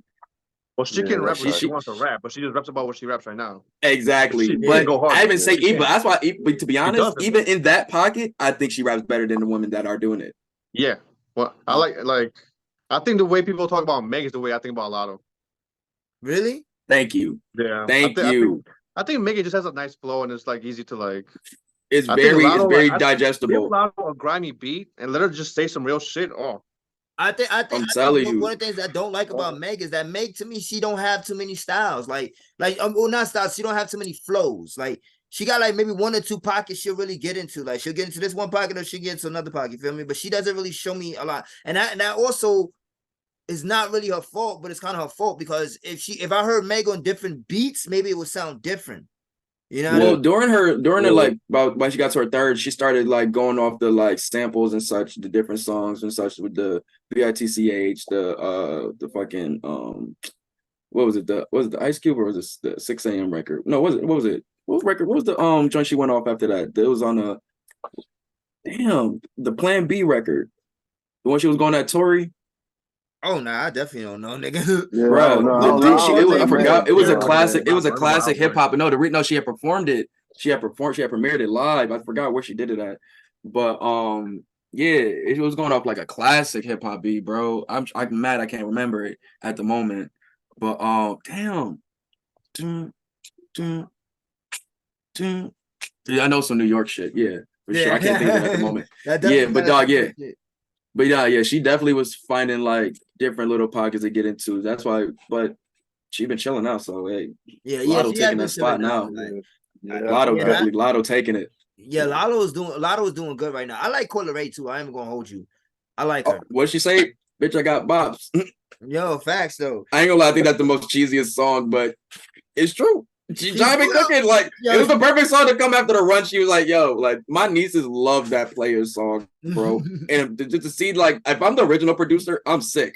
I'm sick. Because they just, Adam Ben and Terry booted that nigga beat. It was like, we're going to go with the TikTok one. And the original is cold. Like, I'm just like, damn. Nah, they can't be doing homie like that though. Like that's fucked they up. They did some filthy. They said we're gonna go with this Busta Rhymes joint. Fuck your new shit. We're gonna go with this shit. But nah, man. But for me, man, my real favorite joints right now is Love the Genius and Shay Noir. They the illest right Shay now. Noir. Yeah. Those the illest. Shay got it right now. Shay got it right now because she got the albums. So nobody want to see her, bro. I think Love the Genius on her ass, bro. I'm telling you, she on her ass because that flow. That Green Lantern joint. That flow is crazy, bro. I feel like Shay Noir got it right now only because rap is not dropping right now. I feel like once rap comes back, she's gonna like make us stand right there. Like I ain't gonna lie, Shay might. Cause rap can go, but Shay might get her, bro. Extra grimy with it, bro. Nah, I think rap got her. I think like that. But what I will give to Shay is that she's way more consistent though. She never stopped, like, bro. She up there going up with 38 and like respect to 38, bro, but she up there rapping next to Ransom. And Ransom, bro. Like that's what I'm saying. Like I was gonna say respect to 38, but I'm really talking about Ransom. Ransom the best in the world right now to me. Bar for bar. Yo, I don't think nobody could. Is he rapping better than Nas right now? Yes. He said that on his pod. Yes. Thank you. He said that on his pod. I heard that. I wish somebody would sit there and listen to a record back and go there and lie. Listen to They Live. Nas is the best rapper in the game right now. Nas is the best rapper in the game right now. No. Yes. Bro. No. Yes. Facts. I would debate this right quick. Like, if we go for both of their runs started about 2020, right? Well, Kings of Thieves came out, what, 2019? Yeah, 2020. 2020, right. Yeah, and the director's cut series, all of them joints started 2020. Bro, Ransom has been damn near lapping Nas at this point. Nah. It's not even like a thing where Nas is trying to out rap everybody. Like he's chilling records and he goes off on every other record, but Ransom is still rapping like he's trying to get the bag for the first time ever, bro. I will give it to Ransom that he's probably the only one that could in that conversation to be there. Bro, I think what's better right now? Only Skyzoo or not? Skyzoo going off. Or for me, that's what I'm saying, bro. Nah, like real talk, real. We keeping it real. Black Thought, look at Nas. Nah, you wilding. Black Thought, Nas. No, he's not. You're wilding right now. I promise you, bro. That Stream of Thought series is insane. No, that series is crazy. It's insane. That's pandemic too. Like, bro, I'm telling you, better than Nas. Black Thought's rapping better than Nas right now. Nah, I'm telling you, that man. He's up there. He's up there. I love the OG. He's doing it. What he's doing right now is great. Is literally perfect for what, like, for legends and such that can show they can still do it. Yeah. You know what I'm saying? He's doing that on that top level. You know what I'm saying? But you got guys like Ransom that's doing it from like the little era after, that's doing it on that, you know what I'm saying? I could pretty much call it the mid-card level. You know what I'm saying? But it's like you got guys that's doing it, you know what I'm saying? Like, you may call me crazy. I even think Hope is rapping better than Nas right now. What? Hope. Bro, if you give me the verses from 444, the verses from the J Electronica album, the verses from the features, he's rapping better than Nas. Nah. Nah, I definitely can't do that. We not doing that. You wilding. But hold on, let me just finish up the rest of the set list real quick, and then we could just get out of here too. Because we got so this last portion of the show, or maybe this may be the crowd warmer, is the legendary DJ set, which is gonna have Battle Cat, Chuck Chilla, Clark Kent, Drama, Hurricane, Manny Fresh, and Marley Marl. Manny Fresh supposed to be coming here too. Oh, really? Mm-hmm. Is that we got a festival. We got a festival out here at the end of August. He's gonna be performing that. So I'm definitely gonna try to see that. I know that DJ set gonna be fire. Nah, yeah, facts. I think Manny Fresh is underrated too as a DJ, not just for the shit that he's doing, just as a DJ himself. Like Manny Fresh is nice on them fucking turntables. Yeah, I know that joint gonna be ill. Battle Cat, Clark Kent, all them. Oh my god, that's gonna be crazy. You know what I'm saying? Hurricane. Yeah. And don't forget Marley Marl and Chuck Chill Out. You know what I mean? Marley Marl. So this is and I think also when you talk about legends, these are definitely some legends. I don't know if Drama. Do you think Drama deserves to be there just yet?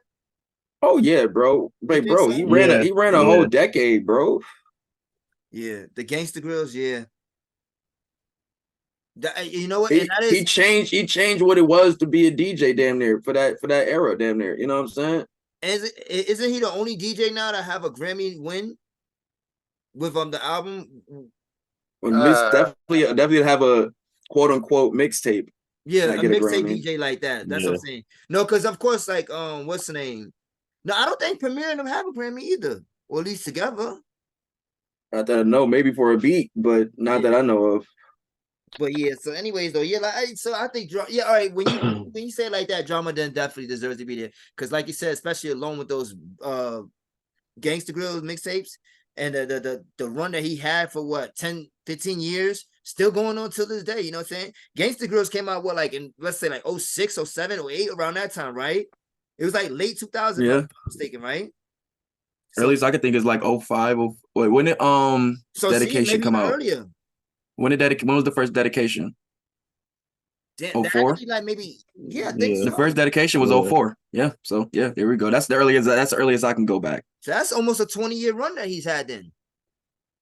So that's a huge achievement for him in his career, and also for him to just be on this card. Because like I said, I think there's gonna be a lot of guests that's gonna show up. You know, one of the things that I feel like that one of the people that I feel like should be there, and Nas, you need to make it right, my nigga, is my nigga Shan. You know, you gotta make it right with MC Shan. You know what I'm saying? Like you gotta let Shan come up there and do something. You ain't gotta do shit. And I hope the South is just a little bit more well represented on it. I think is Tip the only South artist? Tip and Trina? Yeah, Tip and Trina is the only Southern artist? I believe so. Like I get it's New York. I know it's the Mecca. Yeah, I guess he just having to live in the South. Yeah, the only South. And Wayne. He's a rapper that lives in the South. He ain't a Southern artist to me. Who? Wayne.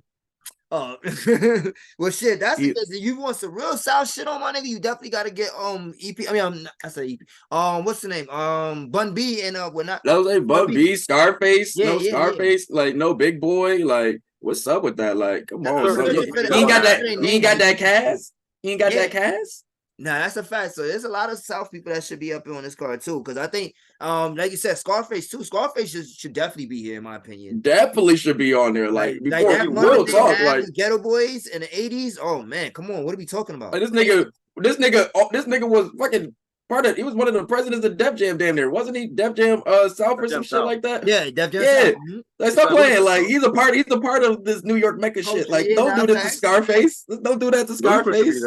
Luda too, like yo, these are some like Luda. I would have Luda. Luda, T.I., Scarface. That's yo, Luda's still been cooking. I've been seeing him freestyles. You know what? Yeah. I think Luda's underrated too. When we always have a conversation about fucking album openers and intro tracks. Like, nah, he be going off on his album openers, bro. Like he's underrated. Theater of the Mind is one of his most underrated albums. Yeah. Oh, Theater of the Mind, you think so?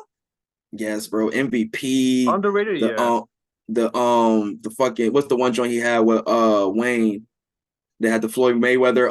Floyd Mayweather was in the video with him. Oh no, I'm gonna be honest with you. I wasn't a fan. Let's see, give me a second.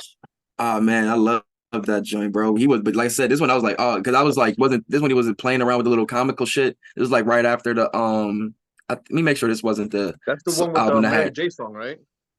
I think No, that's Yeah, Relief that's when we got a Therapy. little serious That's on that Relief Therapy, the one with Mary J.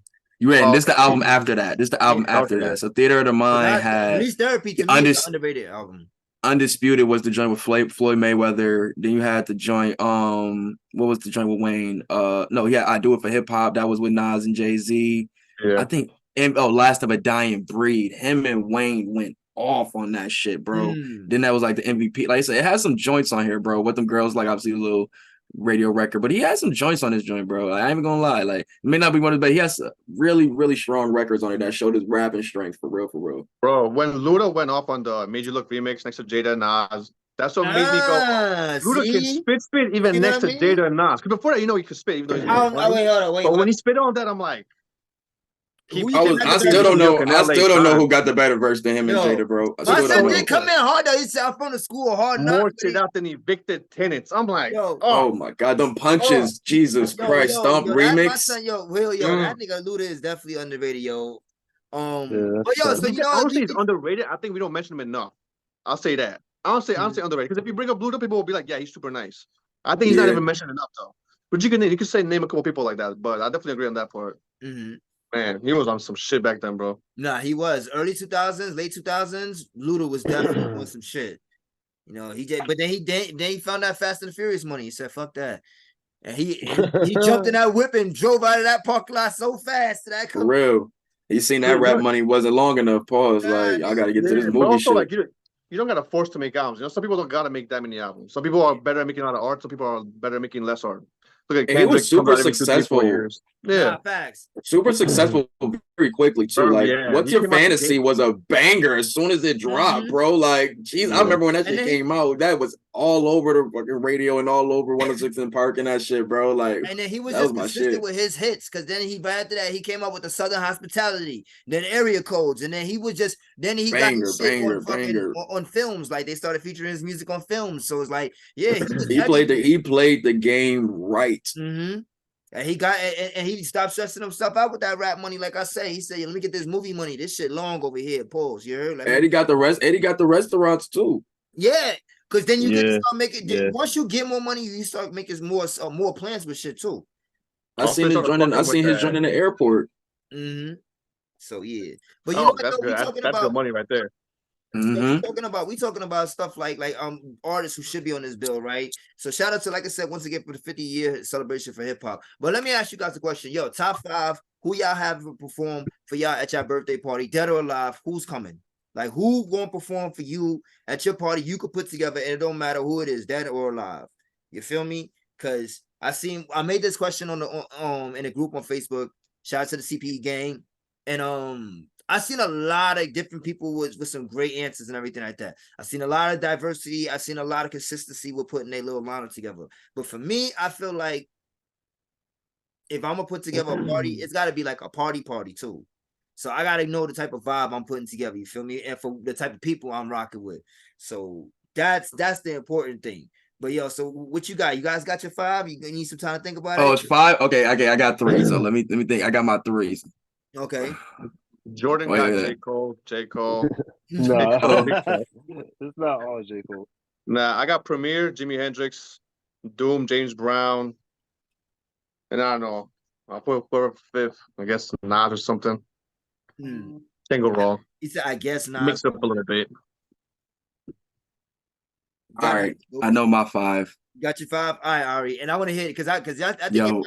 Because you know what, I made a 5 too on Facebook, but I think, like I said just now, I want to know. I think I got a different vibe that I want to go with for my party. So let me hear you. Perfect vibe for my party, bro. We got Michael Jackson.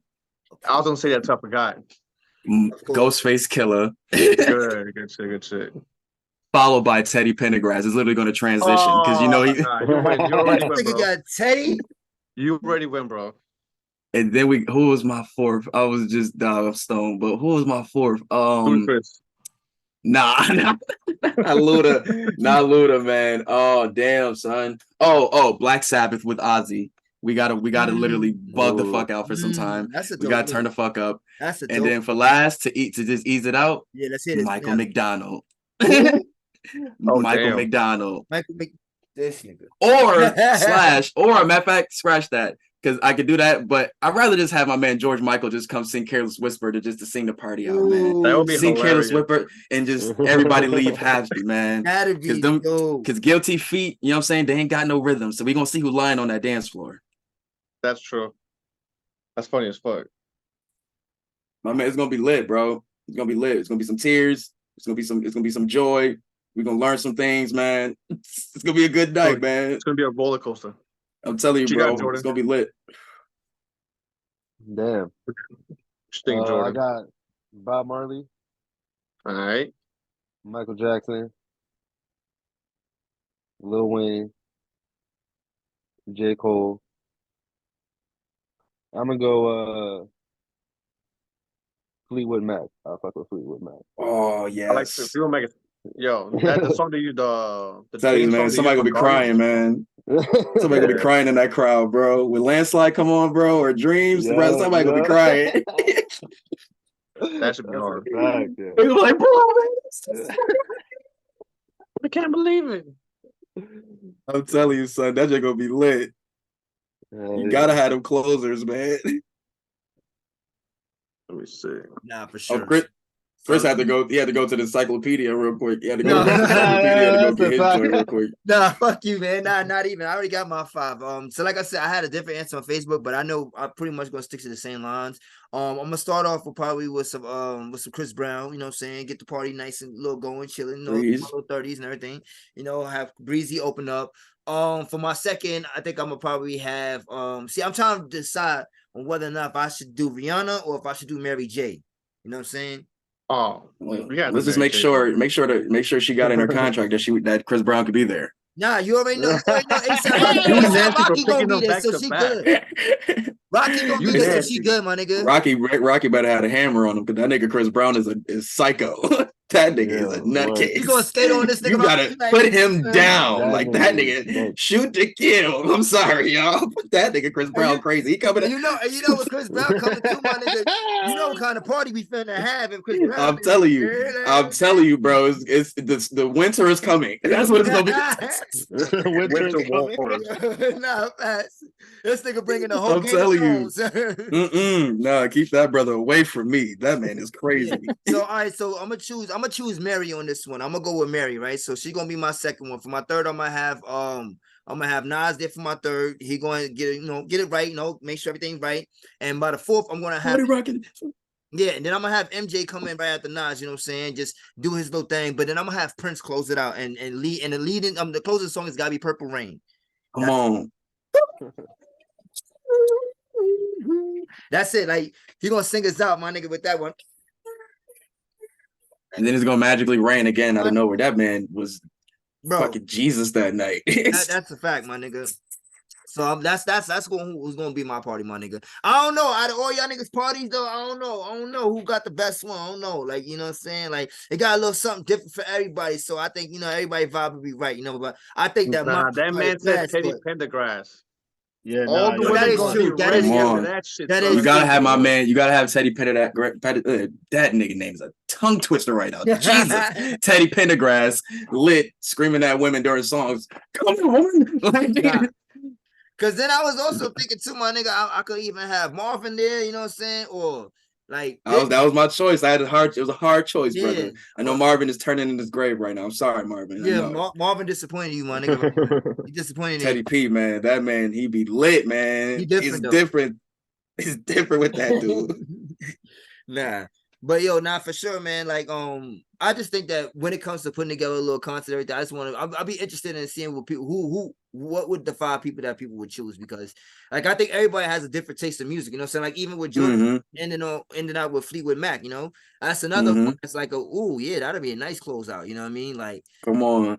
so shit like that really, really matters, and I want to see your mind and where you at, and when you want to put together your own little shit, and. Shout out to everybody who got the fucking difficulty of putting together a successful card, because sometimes them shit's like, and then you get artists that shit don't work right with, you know what I mean? Like, even with the head niggas, like with the shit that we got going on with what's her name? Isn't it Anita Baker? Oh, with the babyface shit? Yeah, like, you know what I'm saying? Like, you got some people. Shit, remember when Drake pulled up and they thought it was gonna be Frank Ocean and they booed that nigga? Imagine being the person that books Drake and getting booed. Like, yo, I'm crying. You Like, think? Yo, nah. Because you don't think Drake and Frank Ocean got the same crowd, though? yes and no. Yes and no. I think it's just that they wanted Frank. Because I know I listen to both. You know what I'm saying? But, you got some people that be like, you know what I'm saying, that Frank loyalist. Oh, this is the real music. Like, nah, chill out. Like, it's Frank lit, bro. Drake cooked too. They both pen. They both got good pens, man. Nah, yeah. But nah, son. I think it's definitely a tough choice, bro. I would hate to be a person to have to book a car like that, man. Like the Coachellas, these governor, all of these joints, bro, that people be sitting there waiting to critique and all of that, man. People be waiting on hand and foot for these cards to drop. Yeah. Dog, is insane, bro. But some of these be make or break cards. These be like really historic cards, really memorable cards. Like this stuff is really needed for the culture, man. I love festivals. Nah, that's a fact. Me too, man. I love festivals. And you know what it is too? I like being from New York, and then like the Summer Jam festivals, like some of those shits was just like epic. Like I remember some of those cards that they would put together, and then a whole weekend you would have so many different people like in so many different locations and everything like that, and just doing so much in that one little city. So like you said, festivals, all those events, like even down to the fucking the shit that they have over here in Colorado. Like I've been to a couple places. Some of these shits is dope. You know what I mean? Yeah. No, they definitely is. No. For sure, man.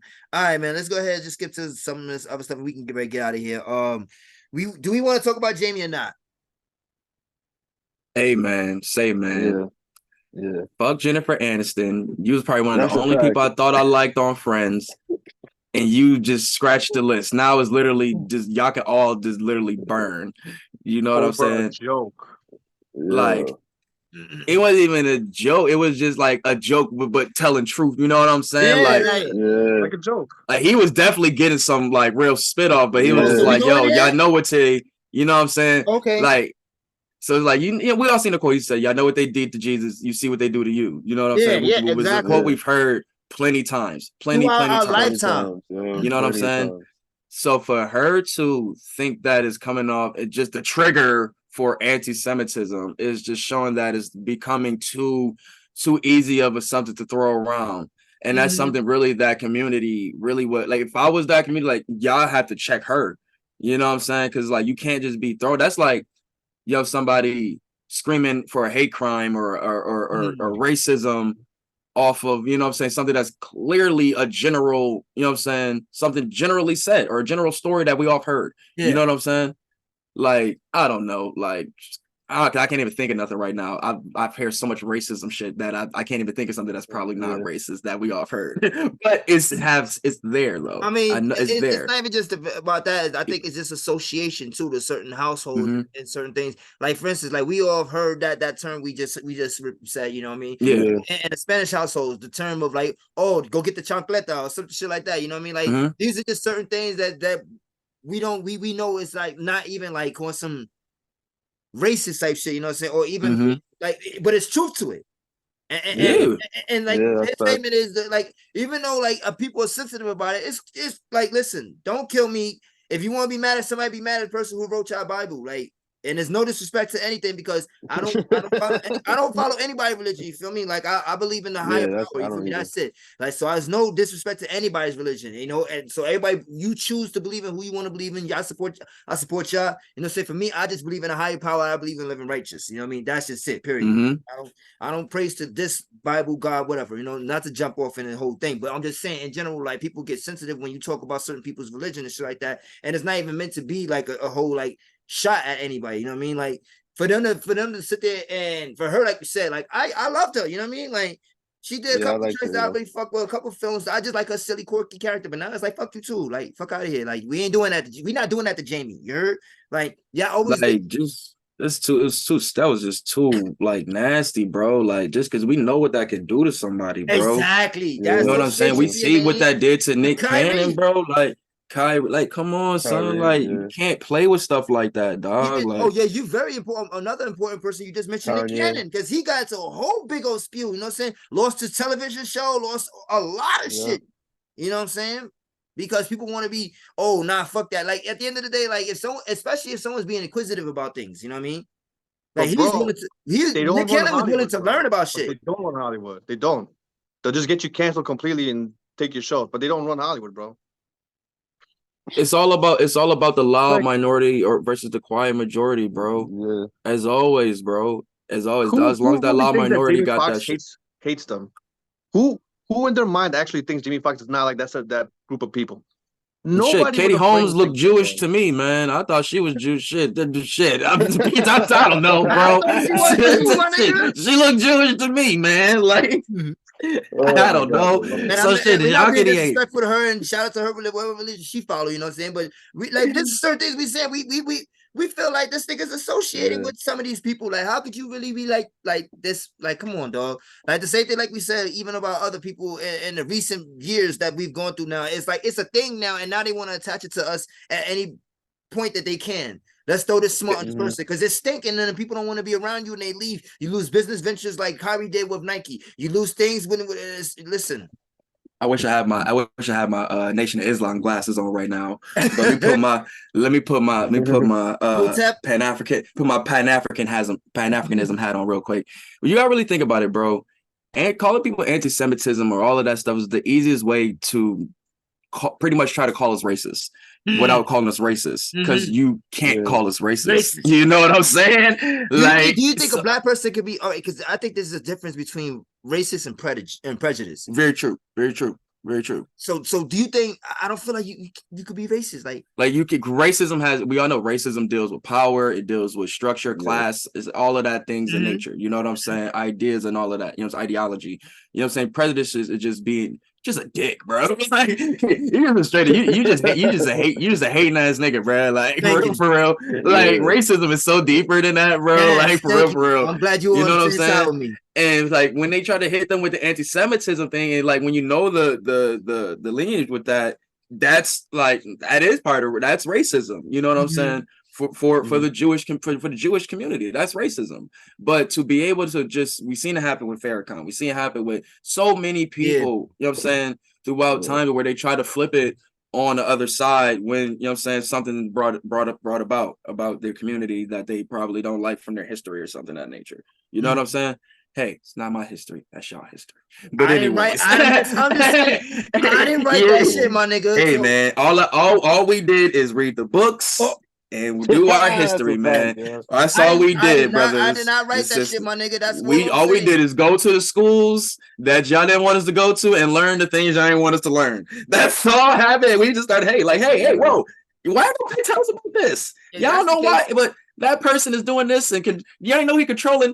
And it's like, come on, son. It's not we're not saying that the everyday Adam Sandler ass dude is a freaking Zionist or nothing like that. No, that's not what's happening, bro. It's the same as we calling out a David Duke, a Bull Connor. I know I'm saying some real old names, but just to generalize for people, just to keep it to an extreme. But just like the extreme is like the everyday person. No, if I'm not about to call out, you know what I'm saying, the cool dude the cool white barber that's at my barbershop, you know what I'm saying? Like, no, like I'm not about to call him out, or just a random, like, no, like I'm calling out people that if at the end of the day, if you're a bad human, calling you out at the end of the day. You know what I'm saying? It just happened to be different shapes and colors and all of y'all. And you know what I'm saying? So I got to make sure I group y'all on the same part so I can, you know what I'm saying, say I know who I'm talking to. You know what I'm saying? At the end of the day. But it's just an easy way for them to just flip it on us when they can say, oh, no, this person is being racist. You know what I'm saying? It's becoming too much of an easy ploy on the internet now that what you just say, it can instantly, with that loud minority, or, you know what I'm saying, that quiet majority without the help, or a quiet majority that can help, whatever side is, you know what I'm saying, anchoring it, can really detriment somebody's career. And Jamie Foxx is a vital part of our culture, you know what I'm saying, of our culture and just movie culture in general. You know what I'm saying? So American, it's like that's really cool. Yeah, that's what I'm saying. Like this in general, bro. That's what I'm saying, bro. This dude has been around and done so much, bro. Like he's fire, bro. This man did rain. Like bro, y'all don't know how it feels to be alone in the dark. What can he do, bro? I'm telling you, son. So like, nah, like Jennifer Aniston, you gotta chill, bro. Go sit down, bro. She's not welcome to the cookout no more. This is why I don't be inviting everybody to my cookouts. You got this my checklist. I'm like ATL TSA the way you got to get into my cookout for real. Like, yo, y'all ain't we checking everything. We gonna find something. We gonna find something. Like, here we go. Yeah. September 23rd. Oh, look at this. Yo, I'm telling you. Not playing with these people, man. She messed with the wrong dude, man. He just got back outside too. Like, yo, what was he like, in a coma or something? No, he wasn't in a coma, right? But I forgot, man. We just covered this last week, man. Yeah, I know, right? But I smoke a lot of weed, man. I know my man was sick. It's not Jamie Foxx, it's a clone. Listen, that's Jamie. We not doing that, yo. This nigga. Yeah, I'd be sick if he did that on purpose for a rollout for the movie. Yo, my nigga, yo. Yo, that's crazy. Got a clone. He put a clone out there for the people for the movie. Like, yo, did people notice it wasn't him? Like, haha, go see the movie. Yo, that would be crazy. With the 50 laugh, haha. Haha. Laughing. You're not, son. But yeah, that's get her out of here. All right, y'all. So listen. Like I said, yo, just ease off on Jamie. Yo, listen, you want to talk about your boy, you know what I'm saying? The right, he just caused what was it, yesterday or the day before yesterday? Was it Friday or some shit? Or Thursday? That was yesterday. That was Friday, right? Yeah, it was Friday, yeah. Yeah. All right, so first of all, my boy Casanat. Your boy? Yeah, that's your boy? Not my boy. Not my boy. But, you know, he's from the Bronx though, right? You know that, right? Yo, Ari, you know what's funny? Chris calls everybody older than him his sons. That's my and people son. Younger than him is boy. That's my son. Yeah. Cause my boy is like, yo, you my boy, my nigga. Like you younger than me. Like my son is like you one of the niggas. Like you feel me? Like you my homie. You feel me? That's so backwards, but I feel you though. I understand it so crazily. Like I get it. I do it myself, but it's like it's so crazy when you hear it explained like this. That's my son. Yeah. But that's my boy. Yeah. And that right there, that's my man's. Yeah, you know what I mean? That's my man's. It's different levels, you know what I mean? But anyway, so homie, he had a giveaway, which ended up having thousands of people showing up down at Times Square in New York. Shout out to my city once again, you know what I'm saying? The great city of New York. And Kyle, also, like I was saying earlier, he's from the Bronx too, right? Yeah, he's from the Bronx, right? Another Bronx legend you heard, you know what I'm saying? Like, out there, like your nigga, like we just y'all New York City niggas is crazy, bro. Y'all some psychos, man. These motherfuckers was in a Bronx legend every day. No. These niggas was in a riot, and this nigga was like, yo, shout out to my great home state. Like, the great city of New York. We're in shambles. Yo. Chris is trying to get the key to the Bronx. But the thing is, though, these kids one dude was out there just recording, like, yo, help me, y'all. But it's like chilling though. It's like scoping the scene, chilling. It's like, man, come on, man, it's wilding out here, yo. Like, yo, them kids is hilarious, dog. I ain't gonna lie to you, man. One girl was just like she just screams to the top, bro. It was insane, bro. Yo, and the thing is, though, yo. Crazy. I ain't gonna front like he annoying, but because he's annoying. Let's be clear about that. He annoying as fuck sometimes, but like some of his shit though, it be funny as hell though. I ain't gonna hold you like. So I get why people fuck with him and why he's famous and why he has a huge following. You know. Mm-hmm. Yeah. But all jokes aside, all right. Do you think that he should be hit with some charges because of this whole incident? Because my thing about this too is like, it's yes and no, right? It should have been more organized, and then that way, you know, we have some kind of control over the whole. This is a slap on the wrist. This is more so you could have just warned him, like say he's new to this shit. Yeah, that's what I think too. He's new to all of this. Like you could have slapped him on the wrist and just told him, like, bro, you supposed to be getting a permit, especially if you got a black commissioner. That's your commissioner, right? If I'm not mistaken, that was on the news. Yeah, like so you got a brother that's commissioner, but then again, yeah. But still, again, you could just put the dude on and just be like, yo, this is. You got to get permits for this stuff. You got to do that. These are the things you need, bro. And then again, whoever is his team should have probably, wherever he had set up, that should have probably did that also. But yeah, this is nothing to begin. I mean, if they be fining him a fine, all right, cool. But they don't be talking about like they made it seem like they gonna put a nigga in jail. Yeah, like they was talking about inciting riots. And he only got charged with inciting a riot, which is just That makes sense. You probably get a slap on the wrist. Not that serious, I think. I mean, Dude was saying like he had a few charges, yo. Yeah, I think he Yeah. got hit with like 2 charges or 3 charges. Hold on, I I can saw pull it up one. right here. I only I saw don't know if he was inciting a selling wolf riot. tickets. Yeah, I don't know if he was selling wolf tickets, but he was making it seem like he had a few charges. He's like, we got a few more charges for. I was like, maybe they didn't know at that moment, but because maybe that's what they just came out with at the end of it wasn't. But yeah, he definitely made it seem like he was gonna have a few of them charges. But like I said, I thought it was unnecessary. You're citing a riot, like I said, the dude is popular. You know how this TikTok shit is. You know how these PS4s and all of that. You talking about giving out free? Come on, son. PS5s. That I'm nigga sorry, giving I'm out PS5s. Like what? yeah, Niggas like gonna come show on. up. What do you think? Anybody that would have did that, Red or Smoke Joe would have been sitting on the corner with a bunch of them and told him like, "Yo, these for free." The niggas would have been going crazy. Like, come on, bro. Like, Yeah, it's just you can't blame him for that. Like, that's so much. That's nothing but consumerism, bro. At its finest. exactly. Because all right, so he was charged with inciting a riot and unlawful assembly. So basically, like not getting a permit. Yeah, I You think know that what was the I'm other one. Yeah. and they said related charges. They haven't released the other ones, but those are the 2 that they're really like basically like trying to stick to right now. Which is I get though, especially like the last one. Inciting riot is kind of iffy for me. Like I don't think he was really thinking it was gonna get like that. But then again, he probably did. And he's like, yo, ain't nothing gonna happen. Like you never know. Like he didn't think it was gonna get crazy. To These me, the kids issue started is getting that together, and Bro, I think Woody had damn near like 1,000 kids with that. I don't think he Yeah, probably it's think like a couple 1,000 hundred, people. but it was a couple yeah, thousand. bro. It was like some people said Yeah. it was like 2 close to 3,000.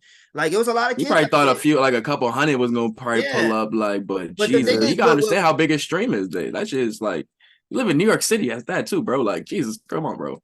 the Most of thing your about streamers that are too probably is at that home too. you gotta also blame the crowds when they get together. Like people gotta understand and learn how to appreciate shit like this, because it wasn't until they started damaging stuff, you know what I'm saying, that's when, you know what I'm saying, a lot of this other charges will come to play, because now you got people damaging property that's around them. Now everybody's getting pissed off or because the owners is there, whatever, you know, it just caused so many different like chain reactions to events like this. So, you know, like I said, just and I think that's the reason why he's gonna get hit with the unlawful assembly, because he didn't have the permit. Yeah. I think that's the most important thing that he should learn from this, is that you can't do that shit, because you gotta understand the power that you have. You gotta understand, it's cool if you want to give back to people, that's dope and everything, my nigga, but get it set up the right way so that way you don't be hit with no shit and you like, you know what, now I got to pay the consequences for whatever this is. If you would have written about it in the right channels, and then also like you mentioned too, Ari, about his team, like somebody on his team should have known that, yo, like, and I get also if this was like a spur of the moment thing, and he just said, you know, fuck it, I'm gonna do it, and they ain't notify anybody of his actions, you know, or his plans, you know what I'm saying, and he just did it like that. So then the fault can't fall down on his team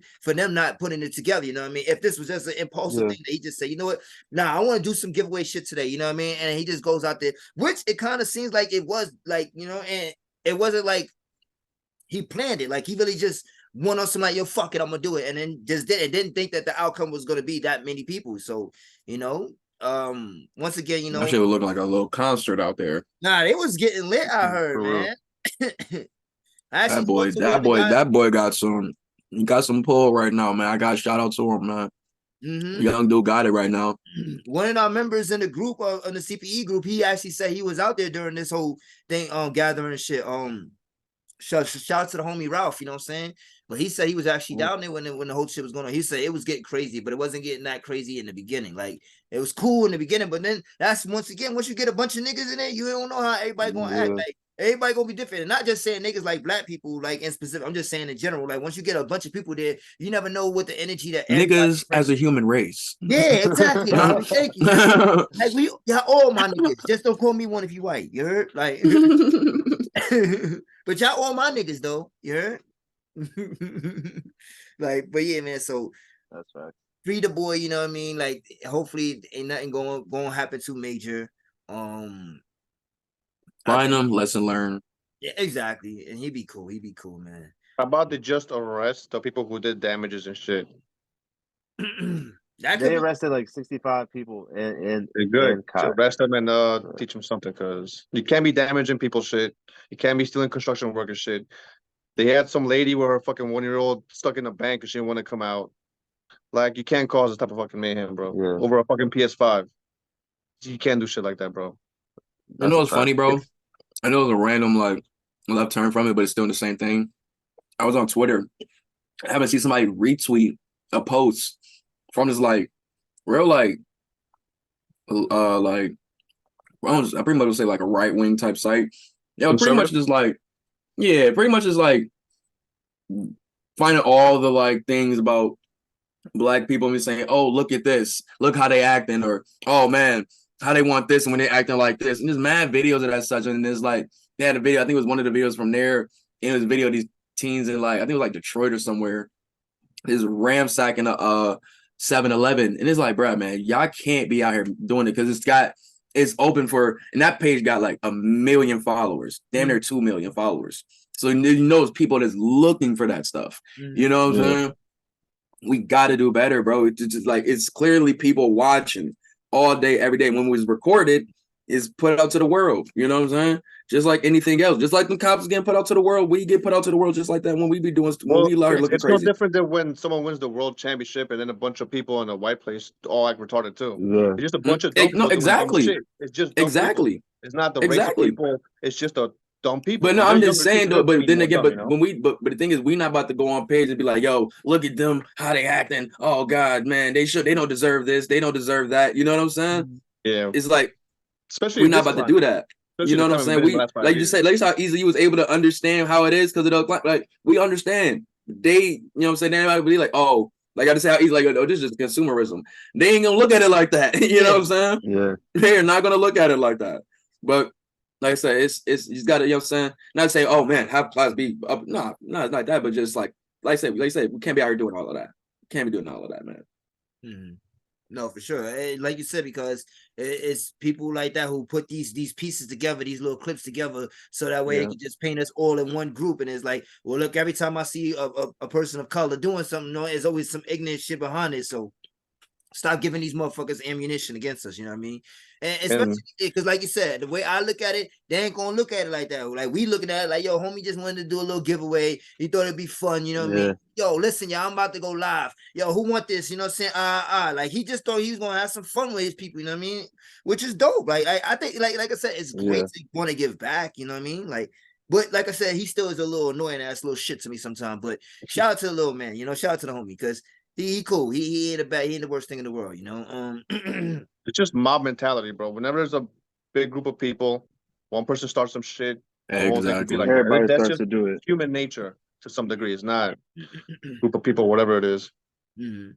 Yeah. So listen, I think that's about it that we got covered on the list. But I know that we had a couple of little fights over the weekend, man. Did you guys see any of them joints though? Before we get out of here, because I definitely got a chance to see the I just saw the Nate Diaz shit. You saw the Nate Diaz? How was the fight? Pretty good. It's all right. I mean, it's like a celebrity boxing thing. It was cool though. Mm-hmm. I heard Nate got his ass whooped though. Well, I don't know about whooped. I mean, the first half of the first 5 rounds, Jake had more. The last 5 rounds, Nate came back way better. But they're just having fun. It never feels like a real fight when you see these Jake Paul fights.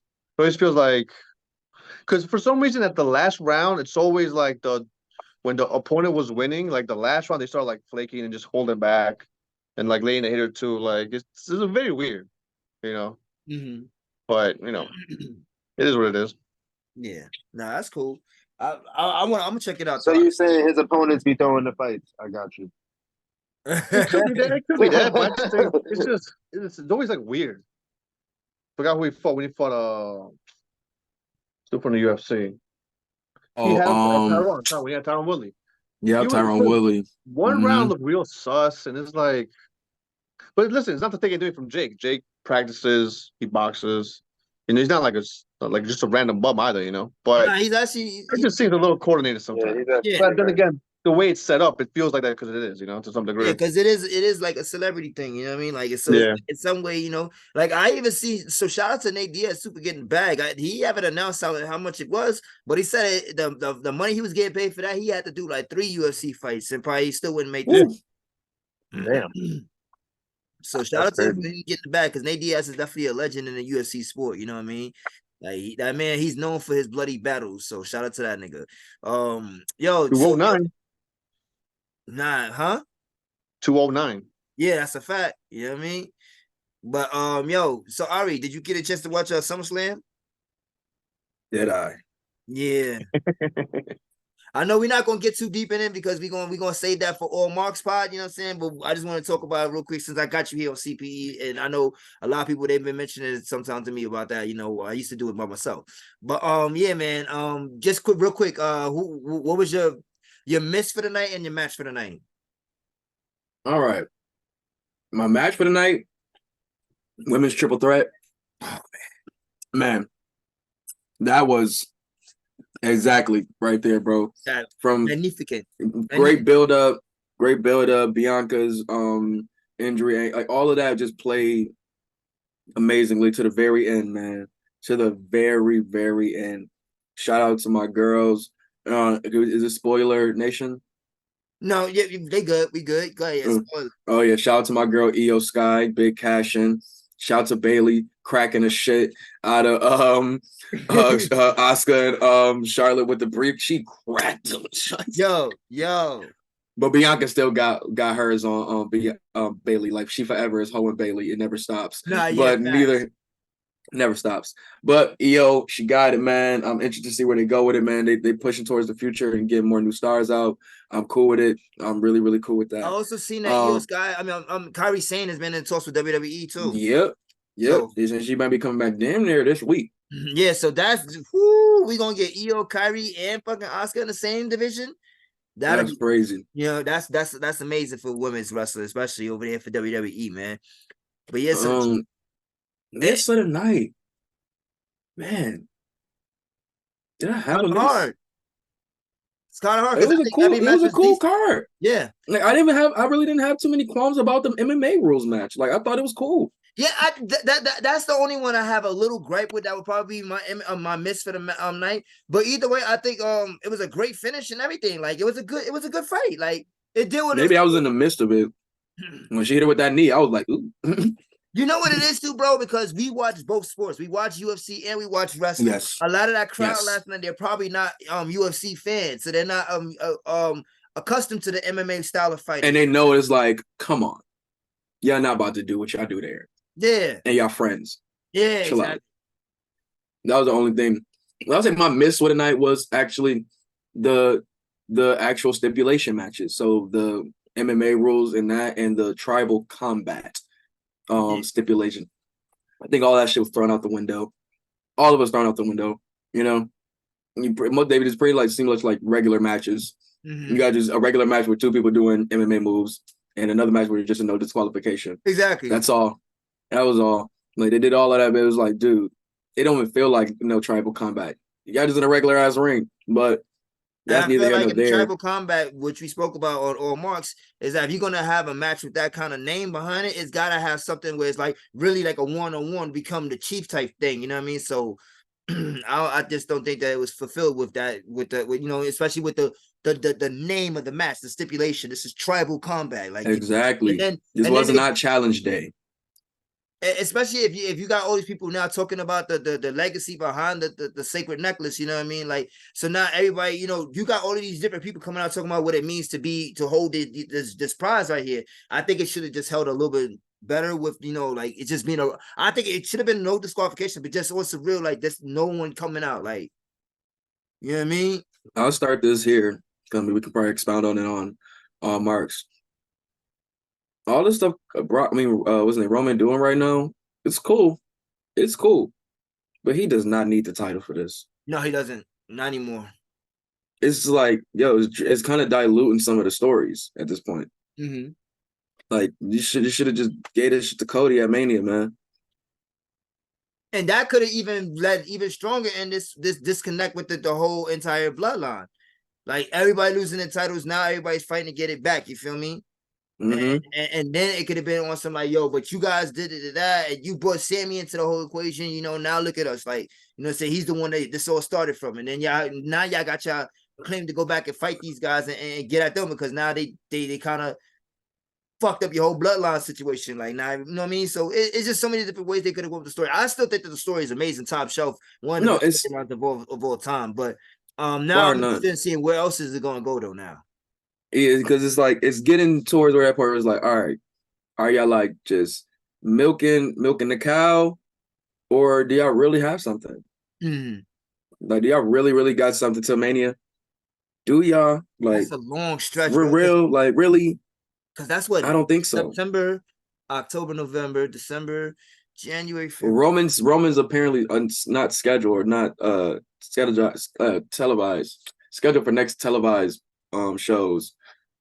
Given that's like TV and pay-per-views for not for right now. He's not scheduled for anything. So more than likely they might be saving him to the big shows or close to the big shows. You know what I'm saying? So maybe we might see him late September, given maybe October. Yeah, I think we'll definitely probably see like one off in a couple of these events. I know for sure we gotta have him at SummerSlam. I mean, I'm Survivor Series. Survivor Series. That's what I'm saying. We gotta probably get him when we get in the fall. You know what I'm saying? Right in the thick of it and such, get the story moving and such, get it some legs. But I mean, it's cool. So I'm just gonna watch right now. Like I said, I'm just watching.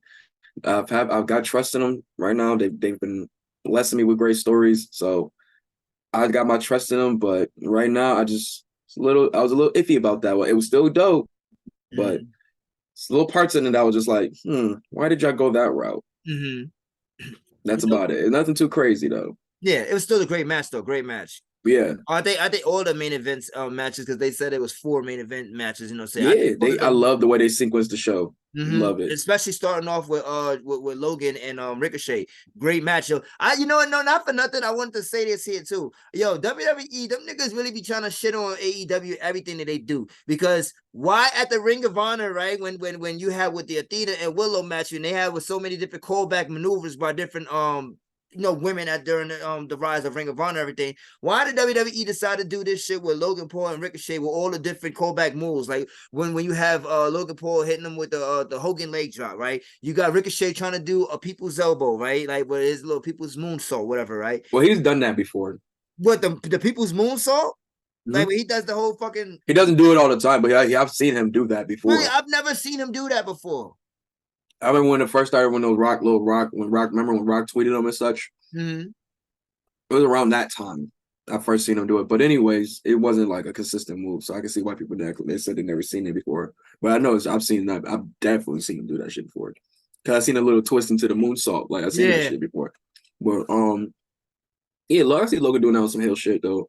Like it was cool. I didn't see it really as a knock, to be honest with them. It depends on who produced the match too. When I see that, I'll probably know if they had their eyes on something else. But other than that, though, I thought it was a great start. Like, everything was, like I said, sequence right. Like, you know what I'm saying? The hard-hitting matches, like the Gunther got this great. I see where he's like got the nice little time limit. Like, I'm gonna get in, do what I gotta do, and I'm out of here. Just like Logan Paul was. As soon as that match was out, he was out of there and he was really pulled up in gear. Yeah, I with know. Nate Diaz. That was hilarious. But no, man, SummerSlam was cool. I'll probably expound on more. Was it as super crazy? Did it meet my expectations? Probably not. But I still think it was a good show.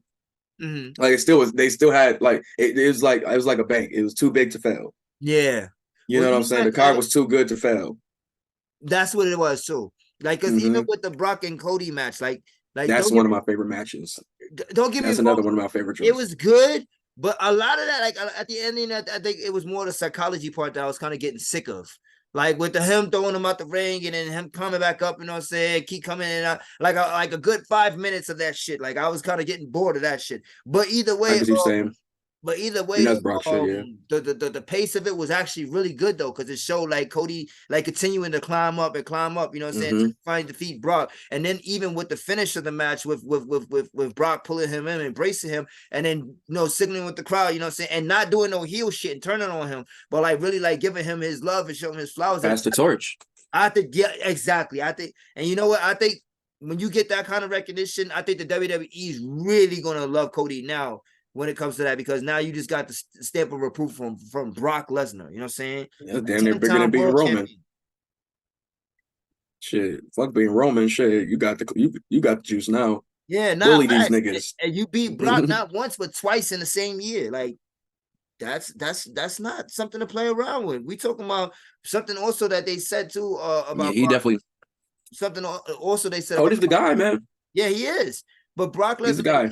He's defeated 16 WWE legends. Like 10-time world champion, King of the Ring winner, Royal Rumble winner twice, I think. You know what I'm saying? Like, and multiple accolades to go on top of everything that he's main done. events, Main straight event ender. after main event, like. And Like, in two different yeah, sports too. Like that nigga's a legend of 2 games. You know what I'm saying? Like that and UFC. You know what I mean? he made sure he showed love. That was fire, bro. I That love was that one of the moment. dopest moments of the week. I thought that was really cool because that just don't happen. So Exactly. I'm interested to see what's next for my boy, man. No, it's up for my mans. You know what I'm saying? My man Cody Guevara. And then I'm not talking about Sammy Guevara, Che Guevara. Yeah. But nah, son, it was a really cool show, man. And Really I'm ready for all in now. Yeah, I'm ready. Yo, I noticed that there's so many different shit that's going on the 27th because you got All In and you got Smack URL shit going on the 27th too. Oh shit. The Summer I Madness. didn't know that. I looked at that shit, noticed that shit earlier today. I'm like, yo, that's crazy. Like, damn. So them shits better. Like, I don't know if the battle 2-screen. I know facts. I'm definitely gonna be with that. But yeah, man. Yeah. So like you said, I agree with you. Great card. I probably give it if I'm going from out of a 5. I would give it probably like a 3.5. It was a really good card. It was a good card. Yeah. I go about 3.5, 3.8. It was good. Yeah. It was good. It was nowhere near trash at all. Like I was excited throughout the card. I was lit. We was having fun. It was, you know what I'm saying? For certain parts, I was like, oh, that match happened really quick, or oh shit, I wasn't expecting that. You know, and it actually was really probably like 2 things for real. Other than that, the card was solid. Nah, for sure. I think everybody showed out on that one. So that's a really thing. Shout out to my boy LA Knight. He next. Telling you, son. The next. Slim Jim commercial was fired. He is I love Bianca. I love Bianca. I love Bianca. But just give him a Slim Jim commercial. Yeah. That's it. Snap it to a Slim Jim. Yeah. I'm telling you, bro. It's fire. I already got my mans set up. Yeah, that's a fact. Yeah, I feel you though. I fuck with him though, man. So let's see. I think that's about it though. We can get ready to get out of here. Jay, you want to skip sports? You said? Yeah, facts. I got work at 6 in the morning. I feel you, my brother. All right, man. So, yo, listen, man. Ari, we want to thank you for coming on today's episode, bro. Like, that's a fact. Yo, get your bars off, y'all. Y'all already know, but I'm gonna let him go ahead and do his little. Let everybody know where they can find you at shit. Nah, facts, son. You already know, man. You can find me at Ari Starks on all social media. Follow Get Your Bars Off Podcast, all social media, you know, man. Get Your Bars Off Network. Get Your Bars Off Podcast, push your narratives. We hope, you know what I'm saying, by the next year, I'm getting ready to I'm cooking up this movie podcast. I'm trying to go to the mountains and do my homework, you know what I'm saying? Get my training in. So that's gonna be coming soon. Like I said, we're just trying to build more content and just flesh out more ideas and such for the people, man. And do things like this and connect with more podcasts and such like that. That's all we've been trying to do this past couple months and such. Just building things, seeing more things we can do to just, you know what I'm saying, flesh these ideas we got out.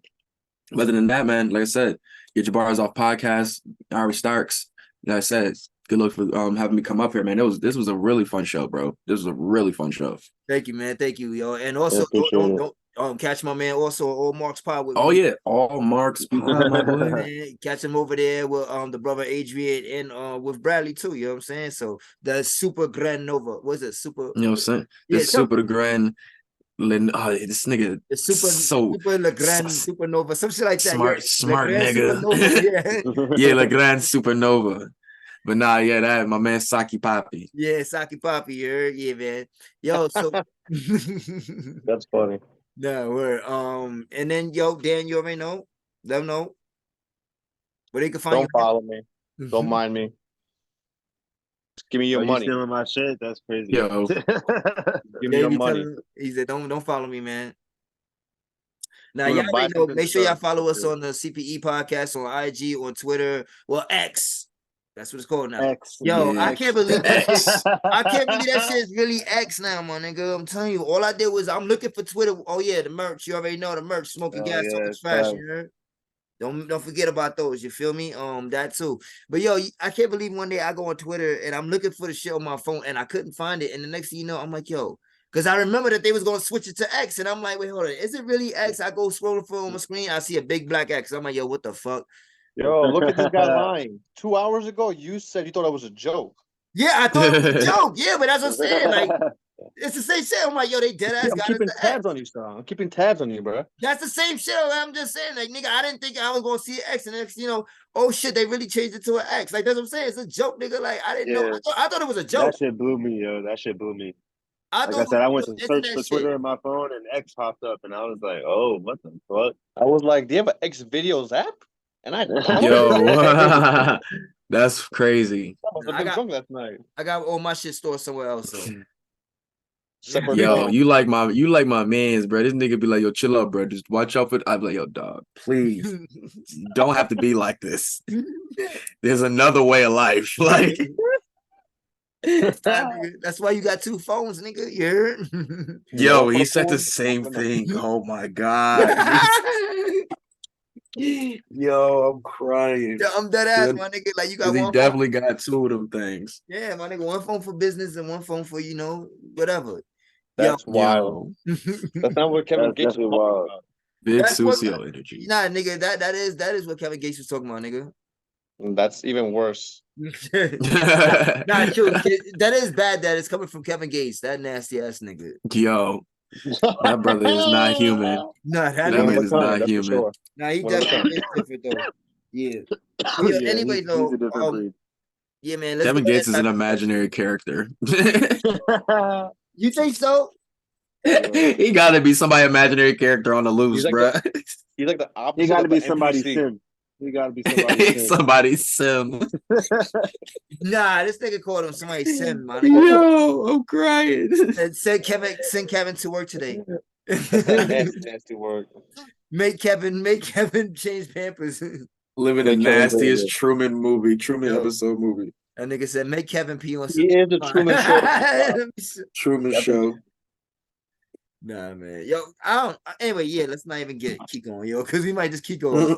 Anyways, though, yo, thank you guys once again, man, for tuning in to the C.P.E. podcast. As always, man, we appreciate you guys. Go ahead, like, share, subscribe. Make sure you follow us on YouTube. We got clips and everything like that coming out. More interviews I got coming up soon. Couple of artists. I shout out to my boy Moneytown Dub. Shout out to my man Mo Money. My most recent interviews I did. So we got the team over here. I'm working. You know what I'm saying? So just shout out to everybody who's also giving me the opportunity just to get better at what I want to do with the rest of my life. You know what I'm saying? Shout out to my whole entire pod fam. So we already know. Yo, Jay, hit him with it. Toodaloo, motherfuckers. Peace.